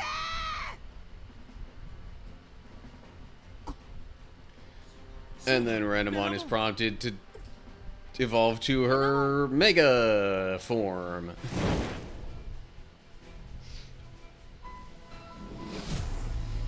I just realized, well, I shouldn't say I just realized, but I totally still have the topic as just chatting over on Kick. Which is definitely not the most accurate way of saying that, but, whatever.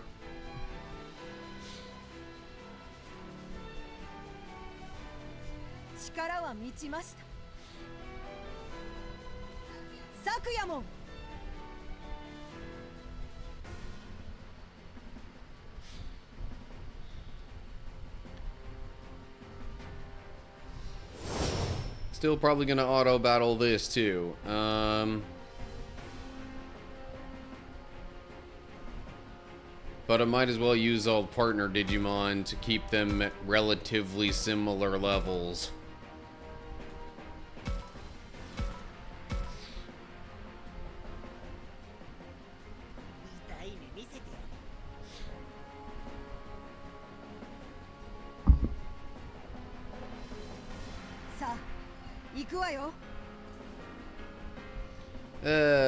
Yeah. Gonna auto battle this though, partially to make it go quicker.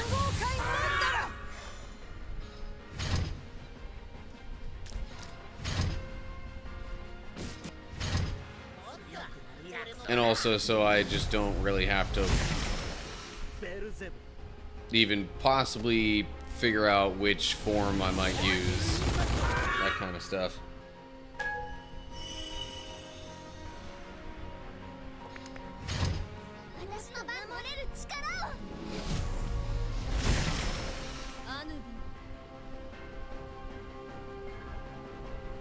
And, you know, the slight unpredictability of the auto battle and its choices of the Mega Evolutions. I mean, it always chooses Fang Longmon for Agumon, though, because that's technically an evolution beyond Mega.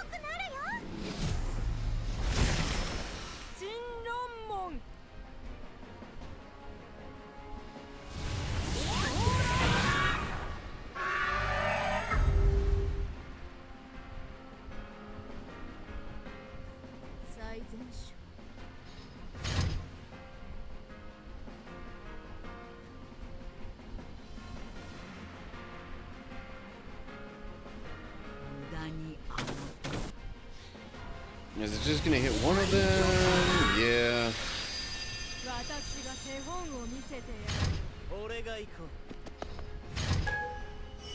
I do wonder just a little bit if maybe next turn I should temporarily stop the auto battle just so I can get that chest. Although, is there even only one chest, or are there multiple? I mean, that's the one that I see.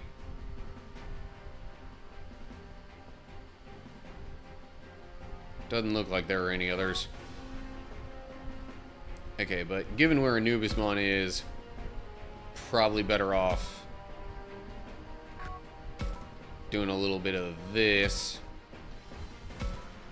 Regular attack does that. So that's 836 versus 1120. Alright, fine.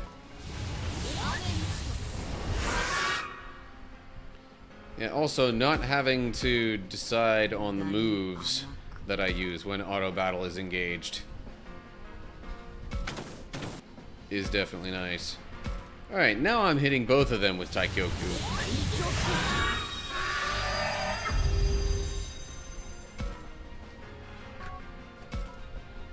Just because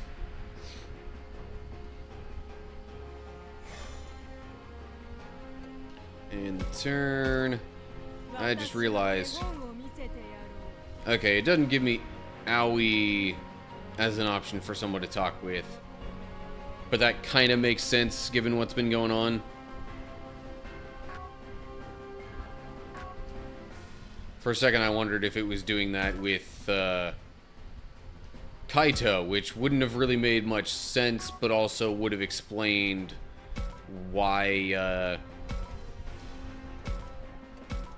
I wasn't able to find him earlier, because, like, his affinity, for whatever reason, might not have been considered high enough.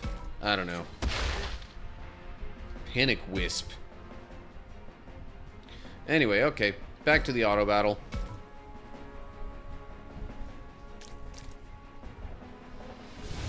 Oh no. 188 damage. Whatever shall I do?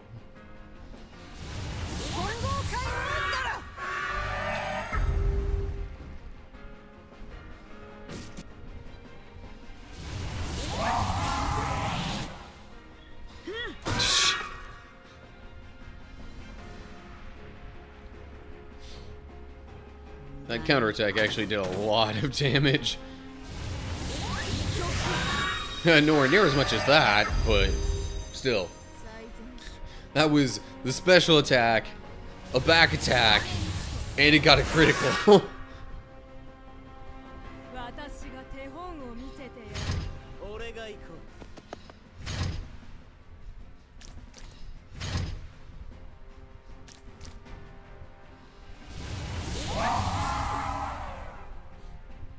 Oh no, 114 damage.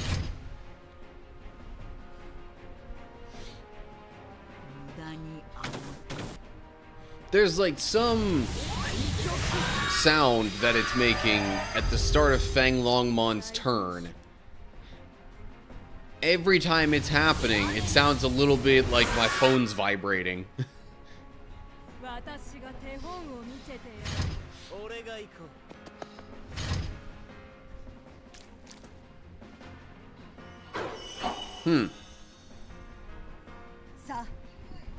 Didn't really know these things could heal.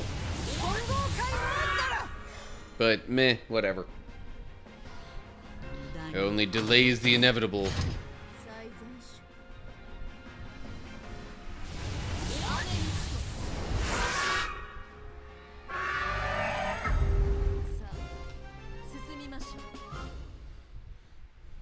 It's getting kind of late.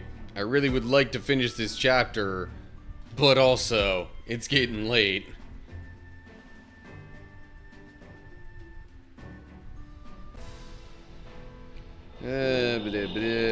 Whatever. いかん、待つんだ。待って。ダメだ。逃げら。雪。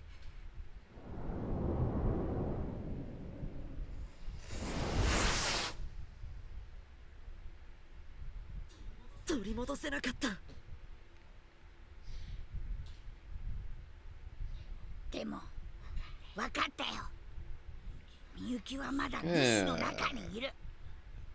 Some sort of silver lining. 声もやっぱり届くんだ。声が。レナもすまなかった。そしてありがとう。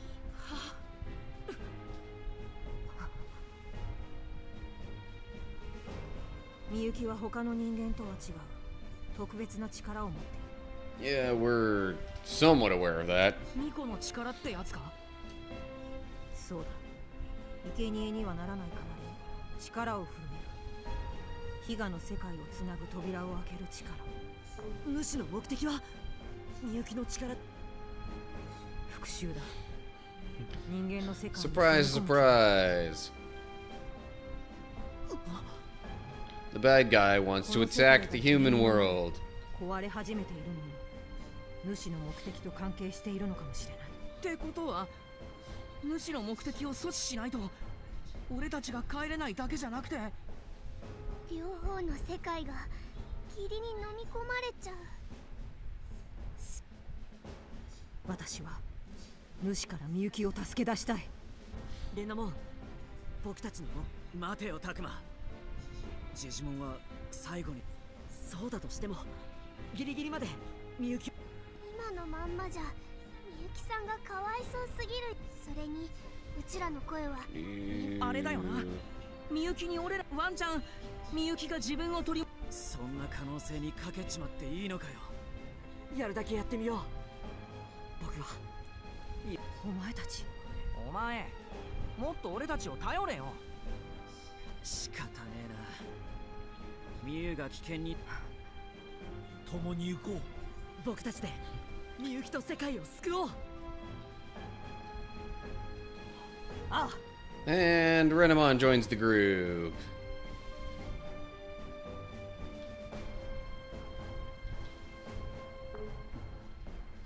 カイト。おい。 Oh, geez. Something happened to Owie. 葵さん。い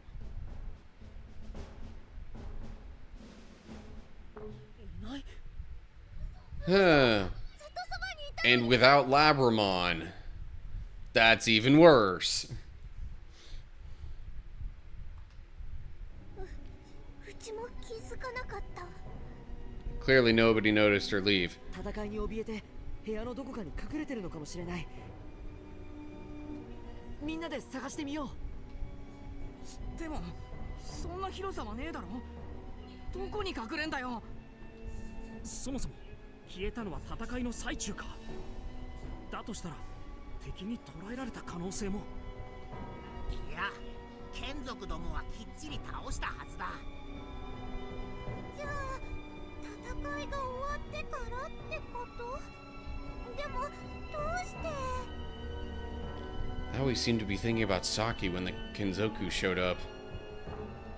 Did that make her all confused again? たくま、この部屋の中にはどこにもいないみたいだよ。あいつが相当追い詰められてるのは分かりきってたこと。 Why does it have that in parentheses? But he's also saying it. なんて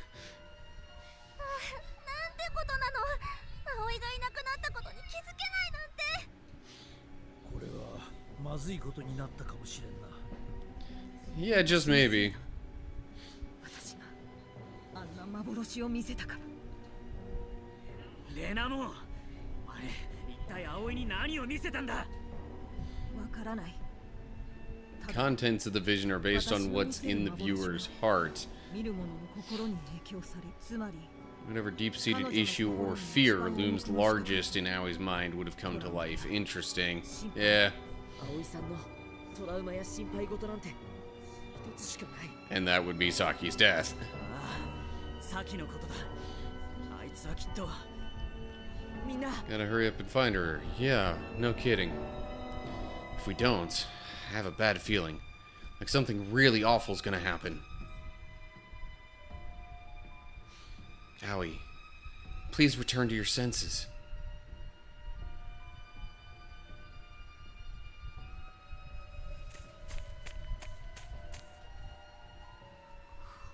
ごめんなさい。ごめんなさい。さきさん。ごめんなさい。全部私が悪かった。 I guess maybe she wanted to be kind of left alone with her thoughts. Was I the only one to blame? Did Saki make any mistakes? 助けられなかった。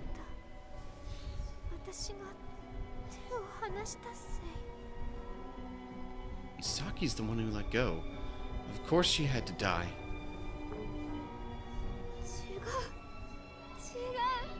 違う。どうして私はサキさんを救えなかったの？どうして卑怯なことばかり考えるの？ Because I'm angry. Angry at myself for not saving her. At her for acting on her own. That's why I was so happy when she came back, but why'd she have to leave again? ねえ、サキさん、私どうすればよかったの？どうしたらサキさんは死なずに済んだの？私は。What can I do to bring Saki back? How can I get to where she is? 私は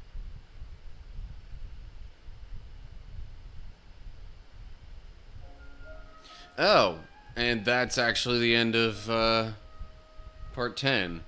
Okay. 24 Huh.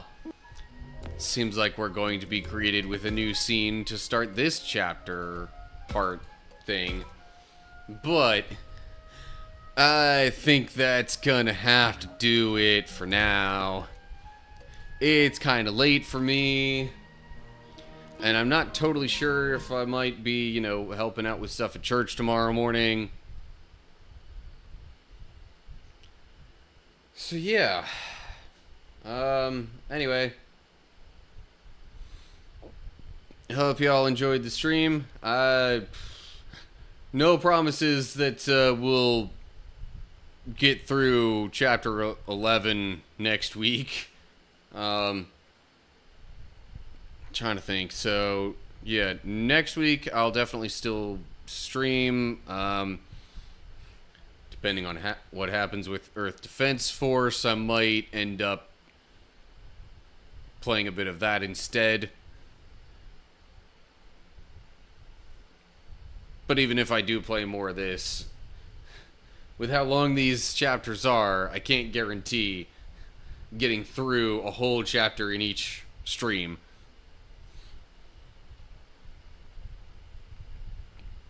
But either way, I'm trying to think. So I guess it's in like 3 weeks from now. I don't know. My stream might be a little later, or I might have to make it different somehow. Because 3 weeks from now, I'm going to be at a wedding. But that starts fairly early, so maybe I won't have to change much of anything. The most likely situation, I think, would be I start the stream a bit later and maybe don't spend as much time on, you know, video game stuff. But anyway, that's still like 3 weeks out, so plenty of time to make y'all aware of that. Anywho, so yeah. Hope y'all enjoyed the stream. Hopefully I'll see you soon for another live stream, or you'll tune into some of my videos or whatever. But in any case, till next time, stay cool, everybody.